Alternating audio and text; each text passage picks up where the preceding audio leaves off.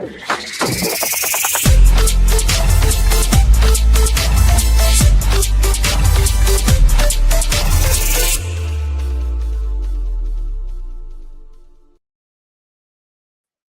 evening, everyone, and welcome to Ireland Live for Wednesday, the 15th of October, 2025. My name is Paul Fitzsimons. I'll be joined by Orla in the next few minutes, I would say. And I don't know who else we have coming on, but we have a packed show. There was a mass stabbing in Donaghmede today. I was down there. I reported from there, and I put out a few things about it. But I'll play the video in the next few minutes. You know what I mean? We also have Enoch Burke getting stopped by security. That's another good one. And in the Oireachtas, we had Sharon Keoghan talking about the Muslim Brotherhood. So we'll look deeper into that. So let me just put out the comments there. How are you doing? Hi, lads. Hi, lads. Mark Spark. Where can I get a Mihole running tricolour? Please help. I don't know. Anita, if you're watching, or if anyone, I can text later on and see, can they facilitate you? Because it was the Cork Says No crew who had that. So I don't know. I will find out for you before the end of the show. Don't worry. Jesus, I'd love that also, Mark. Yeah, well, I'll find out for you before the end of the show. Paul, you legend. Thanks very much. New home, Paul. Yeah, the kids are in bed. No, it's not. It's a good backdrop, but isn't it? It looks cool. You swear to God, wouldn't you think I was bleeding loaded? People think you do a podcast and you're shitting money, like, you know what I mean? But that's not how it works. I'm no Joe Rogan, you know what I mean? Hello, gorgeous Paul. Hello there, Michael John. How are you, mate? How are you? You bought another new gaff, Paul. Yeah. The lefties will run with this one now. Paul has gaffs everywhere. He must have won the lotto or something. What's the crack, Paul? Yeah, I'm good, mate. All good, mate. How are you, Paul? And the chat. How's everyone? Hi there, Paul. Hi, everyone. Yeah. Not a bad few nights on X Spaces for Anita, and Cork Says No, to be fair to them. Yeah, I was on last night, and I was on the night before, and yeah, I thought he went very well now, to be honest with you. A lot of people aren't happy with other people, and people showed that last Saturday, you know. So, yeah, I really, honestly, I don't want to be wasting time on any of them other people now. They're meaningless to me now. The Mighty Ducks and the Wild Geese and whatever the hell they're calling themselves. Good luck to you. You can have them. You know what I mean? YouTube money, Paul. Yeah, YouTube. Yeah, of course. I wish. I tried to do it and I can't do it because I have to have 500 followers or something to that effect. You know what I mean? And yeah. Hi, Paul. Hey, Sarah. How's things? Fun? It's saying guy stabbed was a Ukrainian. Well, I was there. I wasn't there when it happened, but I spoke to women and she reckons they were Somalians. Yeah. That's what the neighbours all reckoned, that they were Somalians. So and it seems one of the guys was always high on drugs and running amok and fighting and arguing, and I got word then after that there was a big tall guy, a big black guy, looked Somalian, up in the hairdressers in Clare Hall the other day, fighting and arguing with the people in the hairdressers and the kids outside. So listen, we don't know who these people are. We don't know. Listen, let's call a spade here. They're trying to dress this up as a Tusla care facility, 24-hour care facility. All this is a juvenile IPAS centre. That's it. End of story. And some of them aren't even juveniles. Like, you know what I mean? We've all seen the picture of the 17-year-old here 3 weeks ago or a month ago, and the chap looked about 42. Like, you know what I mean? Come on. They're doing this all the time. They're losing their passports. They're dropping their passports. They're saying they're 16. They're being put back in schools where kids are. You know, come on. Like, this has to stop now. You know what I mean? Has to stop. But I'm going to play my video there. Sorry, I'm going to bring up Orla. Hello, Orla. How long are you down there? I was waffling away there for myself. Sorry about that. What's new? But, what's new? Yeah. And everyone admiring your new flat. It looks great, Paul. Yeah. Hi, Paul. Did you move? No, I didn't. Yeah. Like, I'm going to be honest with you. I see Robbie Kane is getting stick over on Dublin Live because, not on Dublin Live, on his Facebook, because he didn't report on what had happened. Like, you know what I mean? To be fair now, Robbie was only there a minute or two before us, you know what I mean? And like, I don't know whether he spoke to these women or not, you know what I mean? So that's why I just did my report, you know what I mean? And in saying that too, they're bound to misinformation and disinformation and malinformation and all this crap, like, you know what I mean? So they give it the softly approach, no matter what. Anyway, you know what I mean? So, but listen, I spoke to the people on the ground. People on the ground told me what happened, and listen, you can't get better than that. You know what I mean? So that's what I did, and that's what I reported on. I'm actually going to play the video now, and we'll come back and talk about it. Okay. I'm actually going to play the first video first. This is what people seen from their apartments just before we got there.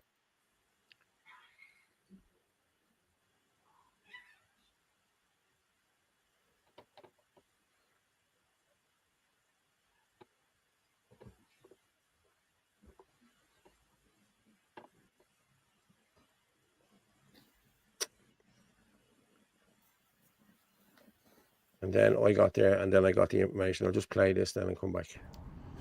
How you doing? Paul Fitzsimons here, Ireland Live. Yeah, an update on what has happened here. Apparently, there was 4 youths, 4 teenagers, apparently living in the apartment. They had moved in here in August, the end of August.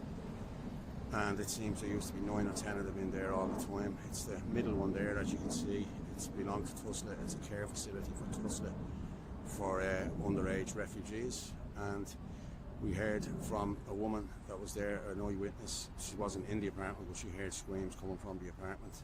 And she went up to investigate, and the door was never open. She came back down, and when she came back down, a girl ran down, a young girl in her 20s ran down, and she was covered in blood. It seems one guy is deceased and one guy has been taken away. But they are foreign nationals, refugees, and they are foreign nationals, and that is what happened here this morning. But we were also told that one of them was on drugs by another neighbour, that one of them was on drugs and got a hiding last night for some reason over drugs or something like that, and came back to the apartment this morning, and that's when all this happened. So it's a sad day, and it's really horrific. The people in the area don't know who's in these apartments or anything else, so yeah, that's the update on it there now. There's one deceased, a young man, and another young man has been taken to Beaumont Hospital with serious injuries. The Garda Technical Bureau and everything are here at the moment, so I'll keep you posted. Cheers, everyone. You look way better out in the morning, Paul. Thanks for that. Yeah. So there's misinformation, disinformation, malinformation. What about bull information? This is the problem here. You know what I mean? And this is going to get worse, guys. I'm telling you now.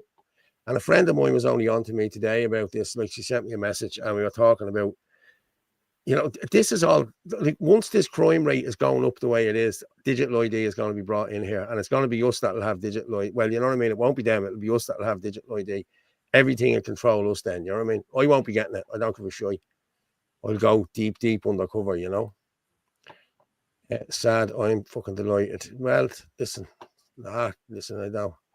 Thanks for being on the ground, Paul. Yeah, no problem, mate. I got word of it and I went up, and yeah, and I told the truth, word for word, what that lady told me, that that guy, one of the guys, was on drugs, and he was always acting the jack and the whole lot, and it seems he got a hiding last night in one of the other estates or somewhere else over there. It could have been to do with drugs. I don't know. You know what I mean? I'm not gonna, I don't know, but that's what I was told, that he got a hiding last night. Now, I don't know whether that had anything to do with this morning, but I suppose we'd see when the guards finish doing whatever they're doing, you know. Christopher Connaughty.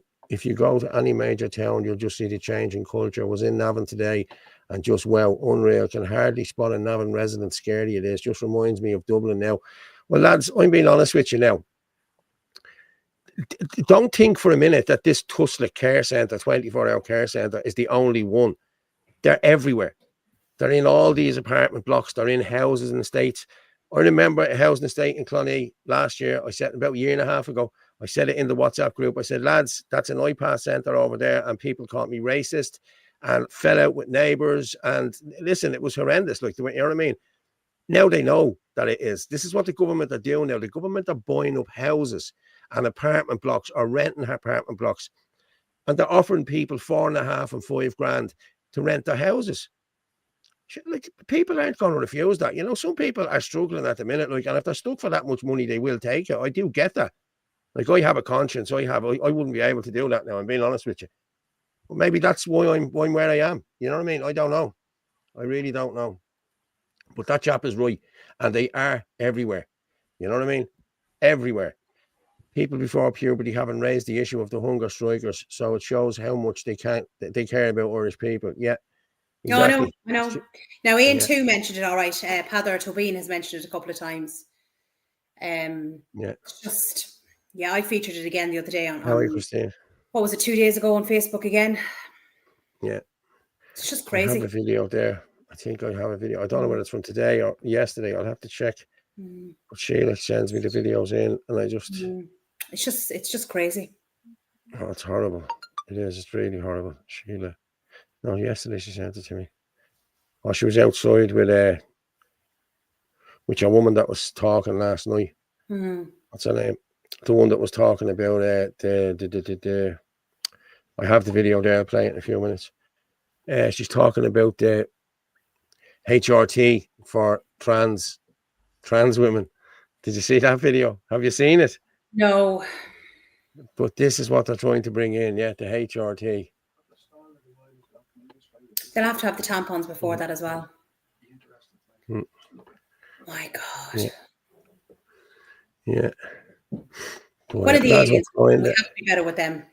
Oh, Jesus, I don't know, man. You know what I mean? It's like, but let's be honest about it. Like, as we said about the digital ID, they already know who's going to sign up for this digital ID. The same people who signed up for the COVID jobs. You know what I mean? They know they have them people already. They really do. And they have to keep, as we were talking about today, they have to keep people working. And credit scores and the whole lot is the best way to do that. You know what I mean? Because somebody has to pay for this gravy train. You know what I mean? And there's too much money involved in this to stop it now. Like, there's billions and billions and billions involved in this. You know what I mean? Like, Banty McEnany is going to be a billionaire in the next 2 years. Yeah. You know, come on. 231 million. The man is a football manager. You know what I mean? I know. Yeah, we've hit 500 people. You've Dave Mooney and all the rest of them. You've Joe Germain down here in Carlow, like, do you know what I mean? Yeah. Sean O'Brien here in Carlow as well. It's just, Dave Mooney again, the Oigo Cafe, a modest little cafe that was turning over a couple of grand a year, went from that to 2.5 million and gave themselves 2.5 million in wages. Come on. Like, wow, lads, come on. Like, you know, you can get us there on X, on at FitzyDub, at FitzyDub, yeah, at Neil Casey, at Rugamorph27, Ireland Force 123, on YouTube, at Irish Column, at the Heron, and on Facebook, Paul Fitzsimons. And you'll get us always on www.theirishchannel.com/live. Even if we go down off all the other platforms, that's where you'll get us, www.theirishchannel.com/live. And if you could buy us a coffee, please. There it is, darting across the bottom of the screen there. I'll put it in the comments. But yeah, thank you very much. You didn't send me over very much, Orla, to be honest with you. Were you busy? I have sent you over a load of stuff because I transferred down from the other day. You have to go back to where I've labelled. Where did I label it? Hold on. Wednesday show. So you're going back from the last couple of days. Oh, Jesus, Orla. Yes, oh, Jesus, Paul. Sure, hey, hold on. Don't worry about it. I have that one already. Tracy O'Mahony. Is that the one? Well, I don't think we played Tracy. We didn't play Tracy's video. Wednesday show. It starts. This is where it starts from. Look. Yeah, is that the homeless figures? Yeah, I have that. Yeah, from that down. Yeah. There's a load of stuff. Yeah, I have all them. Did we not pull them? Obviously, we didn't talk about them the other night. Because we were talking about so much stuff that other night. From the Cork says no, we just didn't get. We missed a load of stuff. Yeah. Okay. Cool. Well, I'm sure. Hey, Ferg, how are you? How are you, Ferg? I hope you all keep well. God bless. Christ is King. Well done, Ferg. Yeah, it really is, mate. How are you? How are you, Ferg? Will we be dehumanized? Look at China. Thousands of you. Oh, I've seen it. The videos of them on the street. It's horrendous, isn't it? It's horrendous. And then you see the children being scanned, going into schools and scanned before they go for their lunches and all that sort of stuff, you know? Yeah, Michael John, the only way I'll see family in Ireland now is via Zoom. You should come home for a weekend, Michael. You'll only be in and out, you know what I mean, just to see them, you know. You're only in Dunboyne, so you never know. So we could drop down for that and we can have a coffee and have a bit of crack. You're only in Dunboyne, you know. And another thing, they're putting the migrants back into Floods Cross. What's the story here? Yes, I heard that. You know, seen Noreen O'Shea put up a thing yesterday, or Noreen. Aaron had it up as well. Had he? Yeah. I seen Aaron done a video as well, yeah. So did Tom, I think. Yeah. Double the usual rent. Yes, now you have it. What are the perpetual offenders leftists going to moan about now that Hamas are defeated? They've nothing. They've nothing now. No, they'll concentrate more on us, that we're Nazis, and that's the way it will go for us, you know what I mean? I thought they were still protesting. Did they not get the memo that the war was over? No. No, honestly, that thick is too short planks. Ruth Coppinger is on to something else now today. Oh, boo-hoo, boo-hoo. You know what I mean? The woman is just mental. She must have found somebody else walking around with a handbag. Oh, stop. Well, yeah. Trans. Okay, I'm going to just move on to this, okay? Where is she? No, that's the wrong one.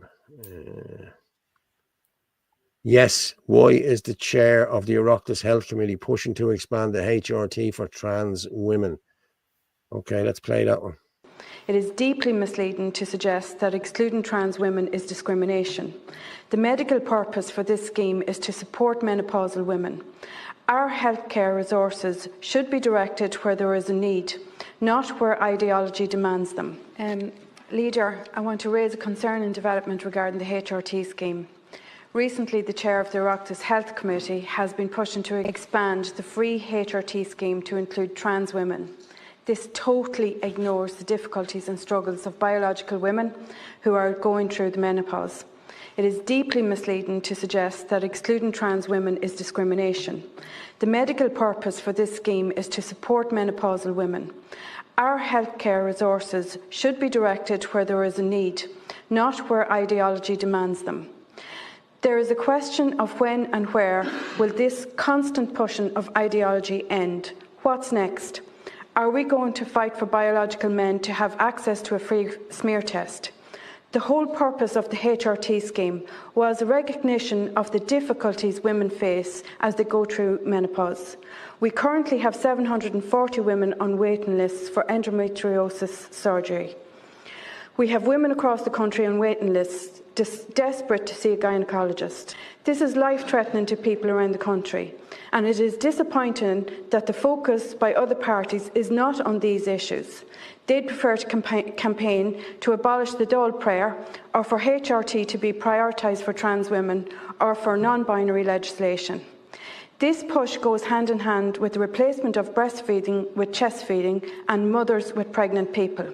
We are told again and again that this is inclusion, but in truth it's total erasure of women, who we are and what we are as women. This is not about excluding anyone from compassionate care. It is about ensuring that our policies protect the most vulnerable and that decisions are guided by facts, not by pressure from activist organisations. Women deserve dignity, respect and healthcare that acknowledges who we are, not language and legislation that seeks to erase us. Yeah. Isn't that crazy? You know what I mean? We're not surprised. We know all this already. But like this is the chair of the Oireachtas Health Committee is pushing this. But sure, isn't is it the manager or whatever of the National Women's Council? Not a man. The man Pretending to be a woman. Yeah. So there you go. Yeah. Our one is the Natural Women's Council. That's Jana and the other one is the National. Yes. Yeah, the National. Yeah, and there's a man on the board. Yeah, there's a man running it. In a dress. Yeah. I remember I was in work in 2015 or 26. It could have been 2016, and there was one of the lads that started to grow his hair long, and he looked a bit like Bruce Jenner, and it turned out he was transitioning into a butterfly or whatever he was transitioning into. But they showed us a video, and that guy was in the video. That Yeah, well, something triggered it. I used to smell my mother's what's it, nail varnish, and I think that's what triggered it. All the videos said something sort of triggered it, like, you know what I mean? Something brought them back to it, but yet they still deny that there's no trigger thing for that. Like, I remember seeing that video. I watched the video. You know what I mean? One fella said the feel of his mother's tights. Like, why were you wearing your mother's tights in the first place? You bleeding mad. Yeah, Like, you know what I exactly. mean? That's So, something a whole lot different. yeah, you know what I mean? So they all had some sort of a triggering thing that triggered it for them. You know what I mean? But then if you ask them, they'll tell you that there's no trigger. You're born with this and that's it. That's Yeah, what you a lot are. of peeping toms You know? and predators start off that way Yeah, as well. yeah, exactly. Now you have it. So, yeah, now Sheila is Stephen and Stephen is Sheila. You know what I mean? That's the way it goes now, Or Sheila's a cat or dog or a tree. or whatever. You know what I mean? You don't know. Like, you can be whatever you want to be, and then you have this gender recognition or this gender. Well, I'd like to identify as a millionaire, but that's never going to happen. English out there. My bank wants a face scan by the end of November, or my account is gone. On post smart card. I'm not doing it, so fuck it. Yeah. Okay, this is what they're pushing for, guys, and they're going to push for this more before Christmas. I'm telling you, they want to bring this in. Excuse me. They want to bring this in. I'm telling you now. And I was told by a very good friend of mine, they're talking about phasing out the money and phasing out the money. I'm telling you now, it's just going to stop on a certain date. They're not going to phase out anything. They're going to tell you they're going to phase it out, and it's just going to stop. When my brother was in Liverpool People 2 use weeks ago on a cash. match. Cash is king. I use cash all the time. Mhm. But my brother was in Liverpool 2 weeks ago, and the only place that you could use cash was the Pakistani shops. You know, the little shops, the news agents and the whole lot. Everything else was card. Go into the ground, it's card. You go on the trains, it's card. You go everywhere you go, it's card. That's just paving the way for digital ID. That's Yeah. it. End of story. Boycott the card. Like, go in there, buy your shopping, and if they tell you it's card only, we'll just say, well, there you go, leave it there. Let it spoil in the trolley. You know, I'd buy frozen food and everything, just leave it in the trolley and walk away. Yeah. They're not going to, they can't be doing that. You know what I mean? Tesco's are already doing it. Tesco's do a facial scan in, I think, up in Clearwater. I think somebody put videos out about that last year. Like, what do you want to do a facial scan of people for? Now, I'm saying that when you have to go and get this government ID, you know, this, what's it called? Your Scooby-Doo, you know, for, what is it Yeah, called? the national identity Anyway. card. The national identity card. That's it. The little green one. Yeah. That's it there. Yeah. That's it. Yeah. I don't have one of them. Because the green screen. You don't have one of them. Well, I have one of them, and They told me I need I one never- or something, and I said, "Why do I need it? I have a passport and a driving license. I don't need it." well, So I said, "No." this is exactly what happened with me when I was made redundant. I went down and you were to sign on. You know what I mean? After whatever, like, you know what I mean? Like, I was working for 23 years there non-stop. You know what I mean? And then before that, I was a taxi driver. You know what I mean? So I hadn't been on the social welfare. So, the hoops you had to jump through, like, I'm being honest with you. And then they wouldn't give it to you for 3 months. And then you go off it after 9 months because you only get, and then they means test you again. So, like, I had no social welfare from, Jesus, when was it? Last year? It would have been like for nearly 7 months from the October until June last year. I had no means, nothing coming in at all. Nothing. Yeah. I was just living off what I had in the bank. You know? That's how it all went, the usual. But yeah. Tom and Aaron both did a video. Yes, they did. Yeah. Now, somebody put up a comment there, and I went over to Mick O'Keefe's page because I saw it in relation to a Debs that was up in Donegal. So I've just sent you on the photograph there. Yeah, I did see it. Yeah. Jesus Christ. Okay. Lads, like, seriously, this is Donegal. This is Donegal. Wow. Oh my God. Wow. That's crazy. Like, That is seriously, that absolutely is crazy. crazy.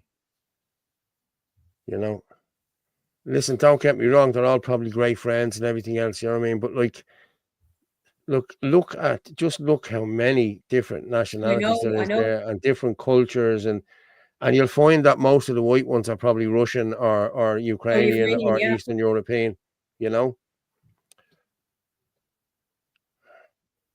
Like, like we saw the pictures of the kindergartens there going back to school as well, the same thing. Up in Donegal and Galway, they showed us too. Yeah. Wow. That is mad, isn't it? I was just looking at the one there in the purple dress because I'm not 100% sure because I thought she looked Asian as well, but I'm not 100% sure. But like that is just like that's Donegal. That's not even Dublin. That is This crazy. one here. The very front row with the purple dress. There. No, There. that's a man. There, yeah. She doesn't look as young as the rest of them. But to she be looks honest with you. Asian. So I was just thinking that there's another girl that isn't Irish. Oh, Jesus, look around you there. Never mind her. Look at the rest of them. Yeah, I know. No.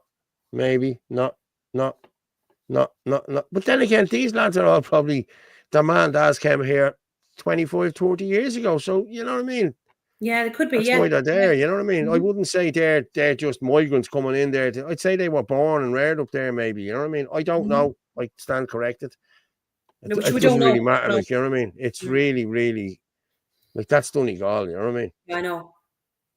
That is crazy. But I hope they had a good night, fair play. Well, probably did. Didn't you? My bank wants a BIP metric scan. I have until the end of November to do the scan, and my account is gone. I'm not doing it. There's more people. I haven't got that yet. That hasn't been sent to me at all. But as I said, with them cards, them identity cards that you have to get, you have to give a facial scan for them. And I didn't want it. I said, I'm not giving a facial scan. He said, well, listen, if you don't get the facial scan, you don't get paid. And if they kind of blackmail you like that, you have to give the facial scan or you won't be on the system, you know? That's what they tell you. Finglas South, but be careful. Yeah. HRT ain't healthy anyway. Yeah, I know. That's true. More bullshit from the commie and the cardigan. Navan was not the pushover she thought it would be. Yeah, I seen that. I think I'll pull your one up there now. Chest feeding. Yeah, exactly. They want to take people's money by making them take biometrics and DNA. Yeah, exactly. The Unpost debit card wants people's biometric details. For the government, that's exactly what it is. It's the start of the digital ID. I'm losing my account because I'm not giving in. Yeah, that's just go and take all your money out of the bank now and see what happens, people. You go in tomorrow and start taking all your money out of the bank, you will see these people shitting themselves. I'm telling you now, because they need money in the bank. You know what I mean? They need money in the bank.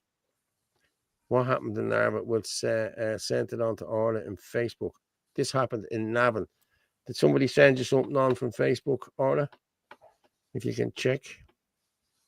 Was it through Messenger? It could have been. I don't know. Hold on. Yeah.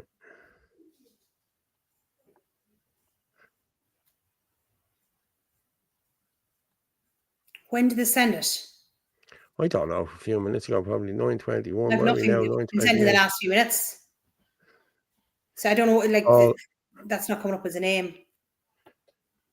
Ken Donnelly, Paul, is there anything to be said about Derek Lloyd trying to hijack the good work done by Cork Says No last weekend? He's in the poison. He is the poison in the movement and keeping people away. I did say this the other night on the show, and people have called him out over. He went and done a video then yesterday with Ross Lahoyev. Listen, I've great time for Ross. Great time for Ross, I have. And the other chap that was with him, I've no problem with. I just know Derek is a snake. I'm sorry. It was actually Tommy that was with Derek yesterday as well, his brother. So I just cannot do Derek anymore. I can't stomach Derek anymore for what he has done. Sorry, Ken Donnelly, if you haven't already, have a listen to Cork Says No X-Space from last night. But yeah, I was on it. It's very good. Yeah. So they're doing bingo live from the George on RTE. No way. Deadly. The Shirley Temple Bar still do it. The youth know no better. Most of them struggle to count change if you hand them. Yes, exactly. And I'm going to be honest with you. Like I know all me people's numbers that I need to know, phone numbers off by heart. You know what I mean? Like you talk to a child now, it's either mummy, they don't know mummy's number. Daddy, they probably know my number, or you know, they know their mother's. But like, I'd know everybody's number. You know what I mean? I would everybody's number. Yeah. I've drove a taxi for 7 years. Never again. Have you not? Part of the Irish passport includes a separate ID card. Well, it's biometric. There is a biometric thing on it. I actually done a bit on that a couple of months ago. A court case already found those cards and the info collected were unconstitutional. Okay, well, there's what we fight it with. It's time to stop talking about these and turn up on the streets outside the door. Local councils make their lives impossible. Look at what Nepal did. They managed to turn things. I know they did. Listen, mate, I'm going to be honest, Irish Patriot. It's bad enough trying to get a couple of hundred out on the streets to do anything now. You know what I mean? We can get 10 or 20,000 to go marching from the Garden of Remembrance down as far as the Custom House and do speeches. But you want direct action. You want to get people out for direct action. No, nobody shows up. Nobody promotes it. Nobody gives a shit. They don't want direct action. But John Malloy has the direct action thing going now on the 25th. It's the day after the voting. It's a Saturday. I don't know what we're going to get from that. We're not going to be blocking very much, but I'm sure the towns, when they all come out, they'll all know, you know what I mean? Listen, this is what we're here for. You know what I mean? It's a Saturday. So, you know, I don't think there'll be much disruption, but if there is disruption, all we're really doing is disrupting people on the day off. Let's be honest about it. You know what I mean? It could piss people off more so than it'd bring people on side, you know? I don't know. I'm hoping it doesn't. I'm hoping people see it for what it is. You know what I mean? Like, but I'm just saying, you start blocking people from going to shops or going swimming with their kids on Saturdays. You know what I mean? If you start doing that, it could, I'm not saying nasty, but people could turn against us. You know what I mean? Where we need support, you know?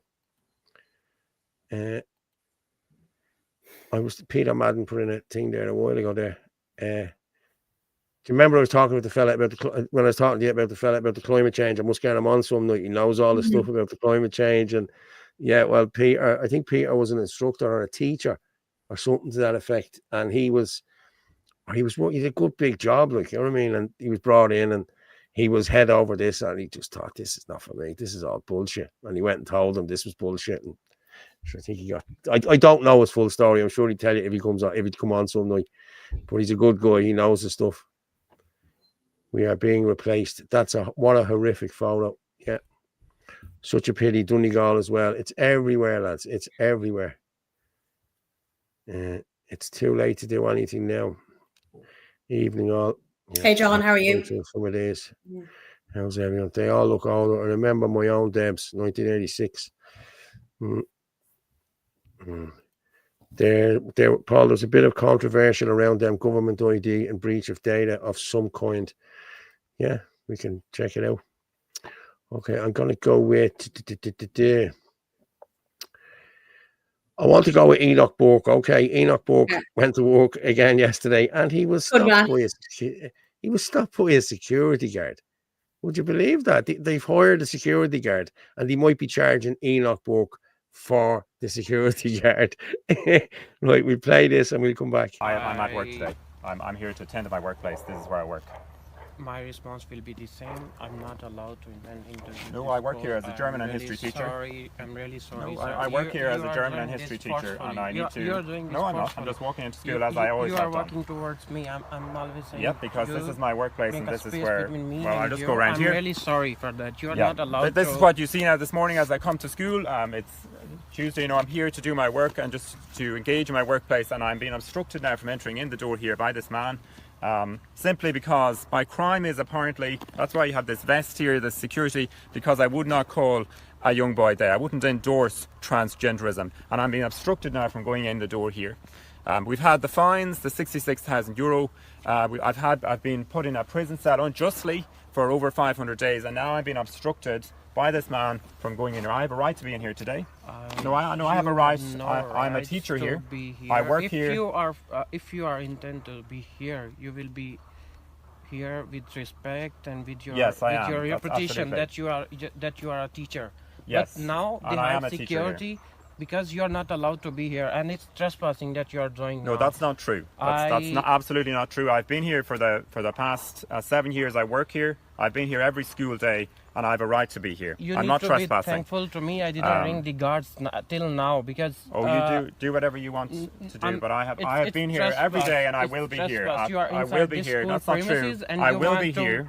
I will be here where I teach and where I work. And you want to disturb the decorum of school. Yesterday, this is what we have here now. Today, I'm being obstructed from entering into my workplace where I teach and have taught for the past 7 years.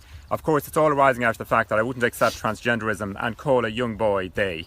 We've had the past, we've seen this, we've seen Judge David Nolan. This was his desire now, that I would be treated as a pariah and shut out of the place where I belong, where I'm entitled to be as a Christian, as a teacher, simply because I couldn't feed something to, endorse transgenderism, tell a young boy that he might be they, a monstrosity to anybody of a sound mind, I would say, but also anybody of a Christian belief.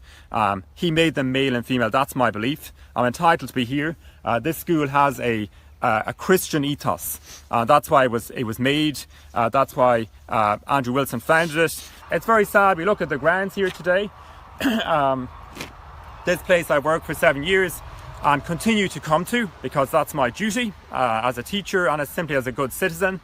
But I think of the man who built who funded this place, who bequeathed it with his legacy, Andrew Wilson, a Christian man, wanted this school to be a place where young men would be brought up to live a righteous life, to live a good life, to live a moral life, to know the difference between right and wrong. And now instead today, in this school, you're shut outside the gates. You're obstructed from entering if you simply have a belief. That's the state of affairs in this country today. People need to know it. It's not just me. It's happening all around this country. If you have a belief, if you have morals, if you have something you stand up for, if you're a Christian, you're barred and you're put outside the door. And what was your crime, Enoch? And again, why is he blocking you from entering the school? This man is blocking, security. You would think crime, terrible crime. This man is blocking me because I said I just couldn't call that young child they. I couldn't say they is here in my class today. Where is they today? What did they get in their homework? I just said, no, that's something I can't. I'm a Christian. I believe he created them male and female. That's what I've been engaged to do here, uphold the ethos of the school. That's not my belief. But no, that's why this man is here now. And of course, the Judge David Nolan behind him, who took my salary and encouraged the board here to do this. And no doubt there's money coming in further up that this monstrosity, that this now is what the school will be used for, to shut those who don't endorse transgenderism outside the door.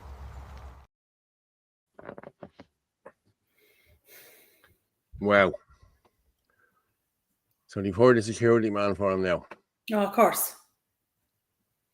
I have to say, he's coolness personified. He really is, isn't he? He never loses the head. He never... And talk about sticking it out. Like, he just, he keeps going. Yeah, he does, yeah. And fair play to him. And why shouldn't he? You know what I mean? Mm-hmm. Fair play to him. I'd love to see him running for president. I'm being honest with you. You get my vote. My dad thinks he's a great fella. My dad said, yeah, he's brilliant. He's good. He's articulate, Mm-hmm. Hello, Paul and Orla. Luke checking in Baldor, Dublin 14. How are you, Luke? Listening in to you both.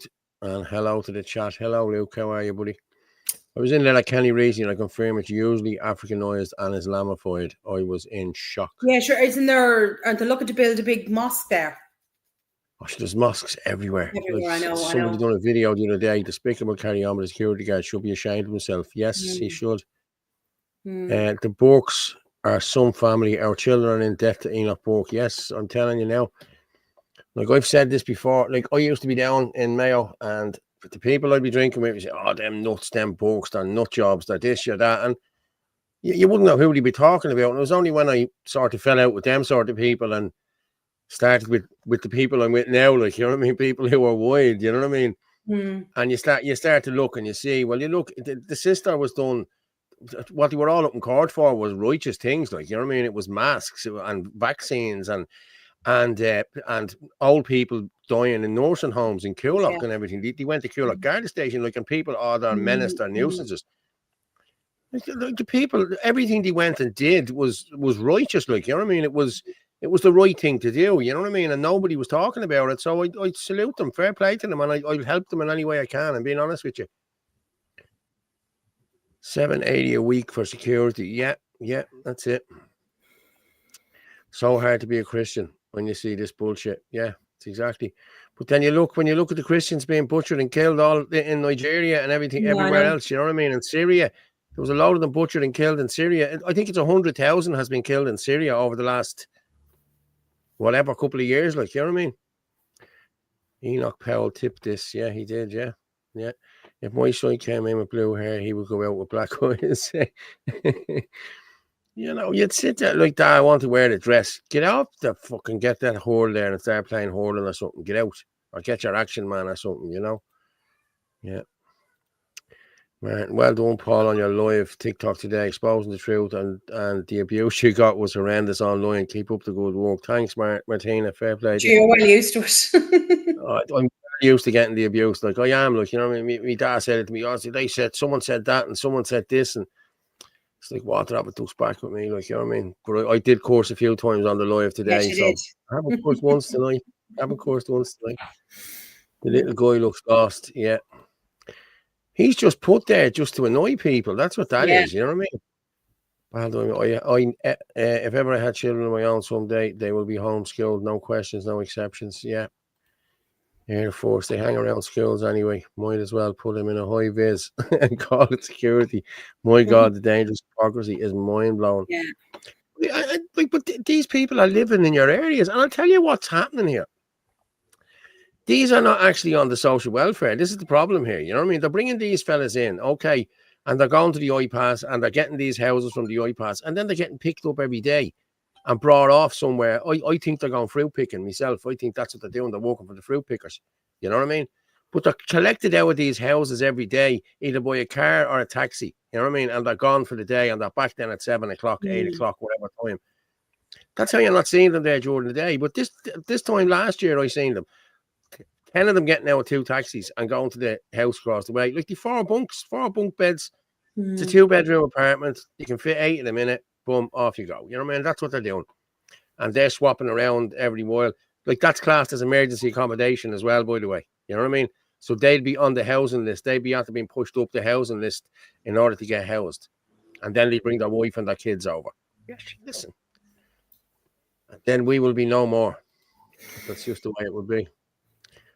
I'm going to just, no Arabic religion belong in our land. Return to Agda or Odin. Stay away from the foreign Arab religions. On that, I just want to bring this up. A call for a probe into the influence of the Muslim Brotherhood. Have you seen this one? Oh, was that what Sharon Kyogan was calling out? Yeah. But hang on there. I'm just going to get through this.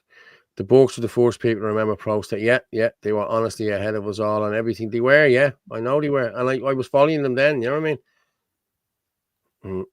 Has anyone been down to support the 4 people on hunger strike? I'm going in tomorrow, so I'll drop in and see them in the morning. I did send Morris a text to come on Sunday night on the Irish column. They're probably too weak, you know what I mean? I'm being honest with you. Like, it's day 24 today, isn't it? Or 25, 24, I think, isn't it? I'm not sure. Yeah, it's probably, I think it's day, when I did the post, it was 24, so it's probably 25 now, yeah. Yeah, has anyone copped that only the people dragged into the Irish meeting are Irish into Intrio meeting? Yes. That's the social welfare Intrio, yeah. We're the only ones that's brought in. We're the only ones that's being tested. Like, they're given, listen. A friend of mine was in the queue yesterday, and there's a girl in front of her at the post office getting her social welfare, and she told him to put 250 into such an account, and she said she still got about 400 quid handed to her, 440 quid or something handed to her. Fucking girl, yeah. So, like, and people on the social here now are trying to live on 244. Like, it's stupidity. Like, you know what I mean? Okay. Yes, I have been on Sunday. Ray are in good spirits. Yeah, you were in there, were you? Well done, Adele. Yeah, I'll drop in the morning and see them. Okay, I'm going to play this video. This is Sharon Kyogan. This is brilliant. Now, Cathaoirleach, today I wish to call for a discussion on what appears to be a concerning footprint of the Muslim Brotherhood in our nation, and even more worrying, the failure of our government to acknowledge it, let alone address it. The cause of my concern was last spring's closure of the Clonskeagh Islamic Cultural Centre. What appears to be a management dispute bears the hallmarks of a struggle between a leadership accused of brotherhood ties and their financial backers from the United Arab Emirates, who banned the organisation in 2013 following accusations of a coup plot. Indeed, the Irish Muslim Peace and Integration Council has raised concerns about brotherhood ties at Clonskeagh. Let me be clear, this is not about religion. This is about transparency, governance and the ideological influence of a movement that is banned in many Eastern countries, most recently Jordan, where it is outlawed following a sabotage plot. Across Europe, it is heavily restricted and monitored. Yet here in Ireland, we face the serious danger that our government has allowed this ideological network to flourish unchecked. Before we can discuss prescribing or even restricting this organisation and its affiliates, we must know the truth. And currently, we are operating blind. I therefore call on our government and our Minister for Justice to initiate a full investigation into Muslim Brotherhood influence in Ireland. We cannot afford to be naive. The safety, cohesion and even the sovereignty of our republic depends on it. So, yeah. So let's just look into this. We all know who the Muslim Brotherhood are. They're a terrorist organisation. There it is there. Okay. Let me just return from the God's Arabic religion. Okay, call for probe into the influence of the Muslim Brotherhood. Ireland faces danger the government has allowed the Muslim Brotherhood to flourish unchecked. Senator, you heard exactly what she said. But let's be honest about it. It was founded in Egypt in 1928 by Hassan al-Banna with the explicit goal of recreating a unified state for all Muslims, the Caliphate governed by Sharia law. Its Palestinian branch is the terror group Hamas. And if you remember rightly, we had Dr. Umar al-Qadri coming out in, I think it was 2009 or sometime about that, talking about his brothers in Palestine and his brothers in Hamas, and I'll fight with Hamas. We're with Hamas. The Muslim Brotherhood are with Hamas. The Muslim Brotherhood are a terrorist organisation. Plain and simple, they have been brandished a terrorist organisation by Qatar and everyone else. You heard what she just said there. And the head man there is Dr. Umar al-Qadri, who ran in our local elections and also as an MEP and also in the general elections. This man is the leader of a terrorist organisation. How he could run in anything is beyond me, and how this government are not holding these accountable for this. It's like this is like Bradford and Telford and the whole lot, where no Indians or Muslims are getting charged for anything. There's nothing happening to any of them. You know, that sort of way. It's like as though they have the government in a clutch. You know, something on them or something like that. Because there's no way they should be going unchecked like that. That place out there wasn't closed. It wasn't closed. It was closed because of a rift, all right, between the Muslim Brotherhood. There was talk that there was bombs being made out there and all sorts of crap was being done out there. But we don't know that. We don't know. It's all hearsay and it's malinformation and misinformation and disinformation. But when you're not being told anything and the guards aren't going in to check anything, so they could be digging a bleeding tunnel to Timbuktu in there for all we know. You know what I mean? We don't know what they're doing in there. That's the problem.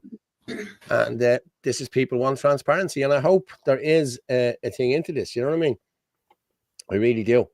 But as I said, the Muslim Brotherhood are a terrorist organization. Look them up. Look it up. The Muslim Brotherhood, and he is the leader. And yeah, CBN News. What's that? News said Ireland has been infiltrated by the political Muslim Brotherhood. Its main aim is to take down the Irish political system. Well, I'll be honest with you, he won't be taking down any political system, Angela. He got 400 bleeding votes out here or something, or 265. And I think as MEP, I think he only got something like 70 and 100. You know, that was running in the whole of Dublin. So, yeah, I hate to say it, folks, but the island of Ireland now needs to look inside ourselves to protect ourselves from the outside. These people they do not have anyone's interest. Nobody's interest, lads. I'm telling you now. We've been saying this for the last couple of years. People are listening now. I know a lot of people on here always listened, you know what I mean? But it's getting too late now. It's getting too late. Still swallowing Jewish lawyers and nonsense. Israel created them and Hamas. Maybe they did, yeah. But I'm not swallowing any Jew-ism anyway. Like, you know what I mean? It doesn't matter who created them. They need to go.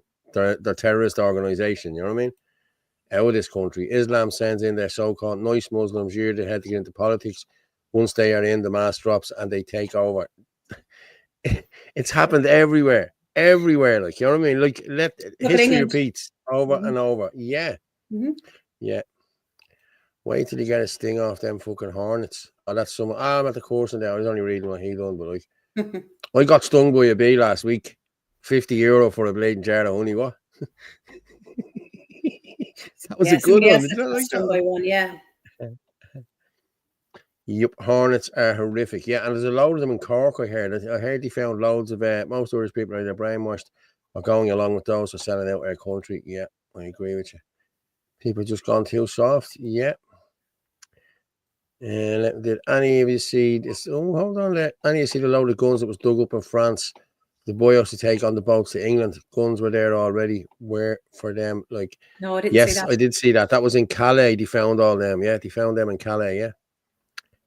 Yeah. Council, Labour and Green are already running councils, paying them in deficit to protect mosques and Muslim neighbourhoods. Happening in Bristol now. Also, I was in SA in Salford. Groomers in 80s paid by social services. 2 bombers caught streets from me in Bristol. It's, how are you?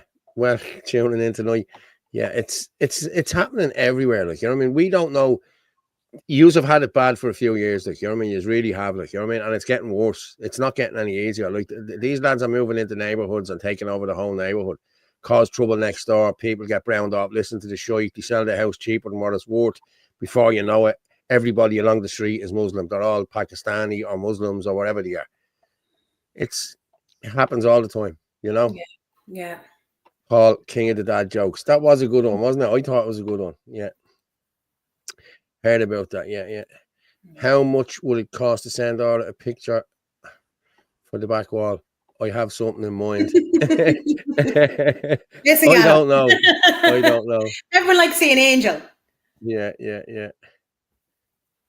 Maybe it was a hornet that cost and been stabbed in the Achilles. Yeah, the hornets have they're big ones. Yeah. Oh man, yeah. You'll know. I was sitting there last year, I think it was. I was sitting. I don't know where I was. I was having a smoke somewhere. I was off out the front, and actually this like fly thing landed on me. It was like a mosquito thing, but it wasn't that big. You know what I mean? It landed on my hand. Next thing, I just felt the thing going into me. Oh, it was like a bleeding, a needle that you get for blood. Oh, I nearly bleeding died. The pain of it. I had to bite the thing back out. You know what I mean? Had to go all Bear Grylls on it. You know what I mean? Yeah. Me too. It's called property jihad. Yes, and you have to pay a jizya to these people as well when Sharia law comes in. A jizya is protection money, so as they don't kill you. It's not that they don't bash you; it's that they don't kill you. Yeah. Paul has spare money in his West Wing. Yeah. I'm gonna go down and sit in the other sitting room now in a few minutes after the next video. It wasn't a horsefly. It was a small little. Oh, it was just a. That was a Kulak wasp, Paul. Yeah, more than likely. Yeah, could actually get 2 pictures. Let me think about it. No problem, Gazden. Okay, yeah, we'll see. The WEF is behind this. Oh, they're behind everything. Them and the WHO. I was waiting for you. I was waiting for that. I was waiting for someone to throw in the WEF there. So I have a video there that's going to take a few minutes to play. It is, you'll know who she is. Wendy. Eva. What? Eva? No, it's not Eva. No. This one is good. This one's from America. Wendy. I forget her name there. But, can I not send on Eva's? You sent on. We'll play them in a few minutes. This is what I'm saying to you. Like, we're okay. I know, because we've loads to get through. No, but I don't see it here. I'm just thinking, did I not send it over? But the EU Commission. This video, send it over in a minute. Doesn't matter. How the WEF's agenda is mutating. Okay, so let's play this and we'll come back and talk. And I was so hyper focused on the World Economic Forum and what they were doing.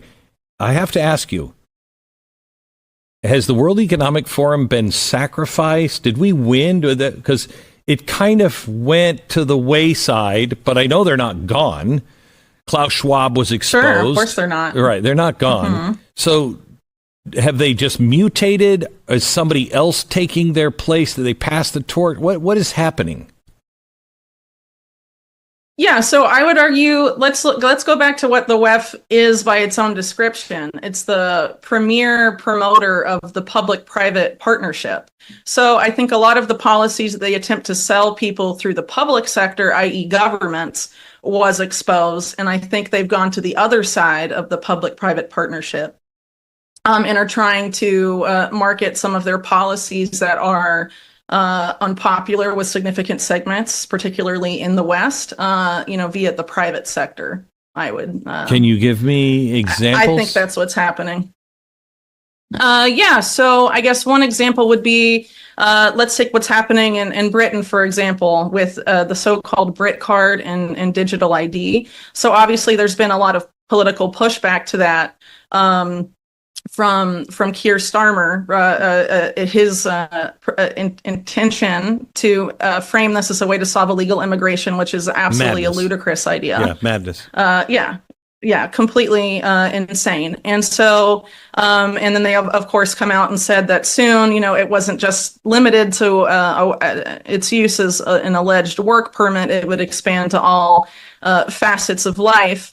But actually, if you look at how the UN has labeled or has sort of laid out its plan really to have digital ID implemented at a global scale, it's not to have it be a centralized digital ID like the Brit card has been proposed.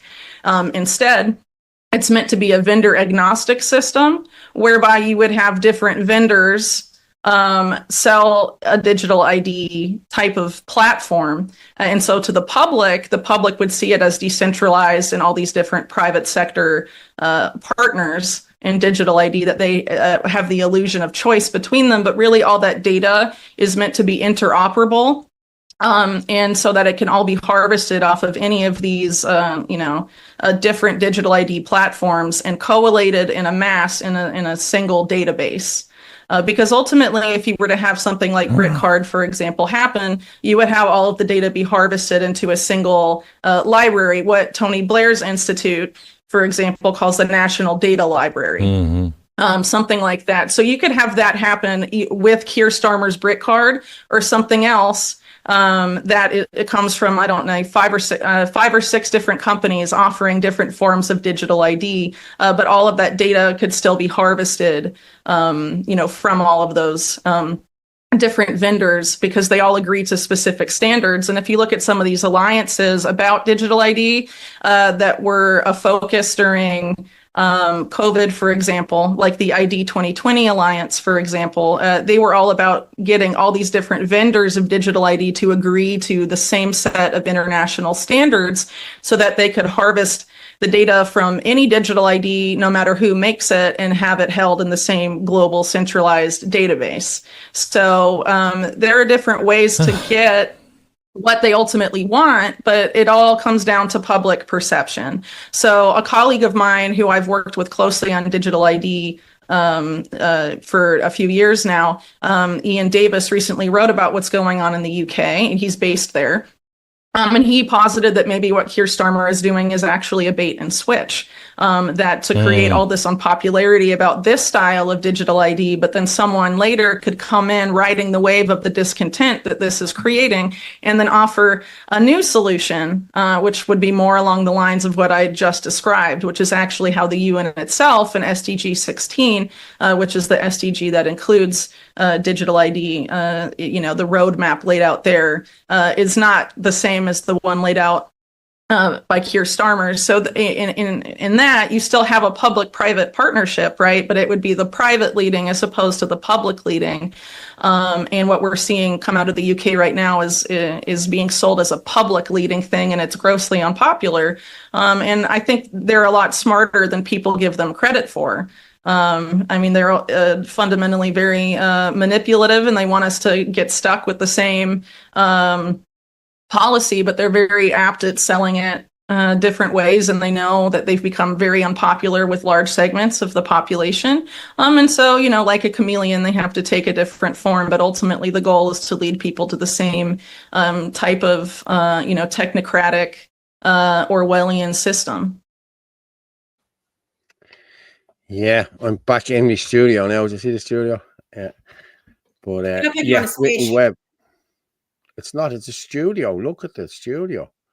It looks like a I'm gonna work on this. I'm gonna work on this for next week. I'm gonna put something on this telly and something on this telly and then something on the big telly at the back. You know what I mean? I'll leave it with me. I'll have a go.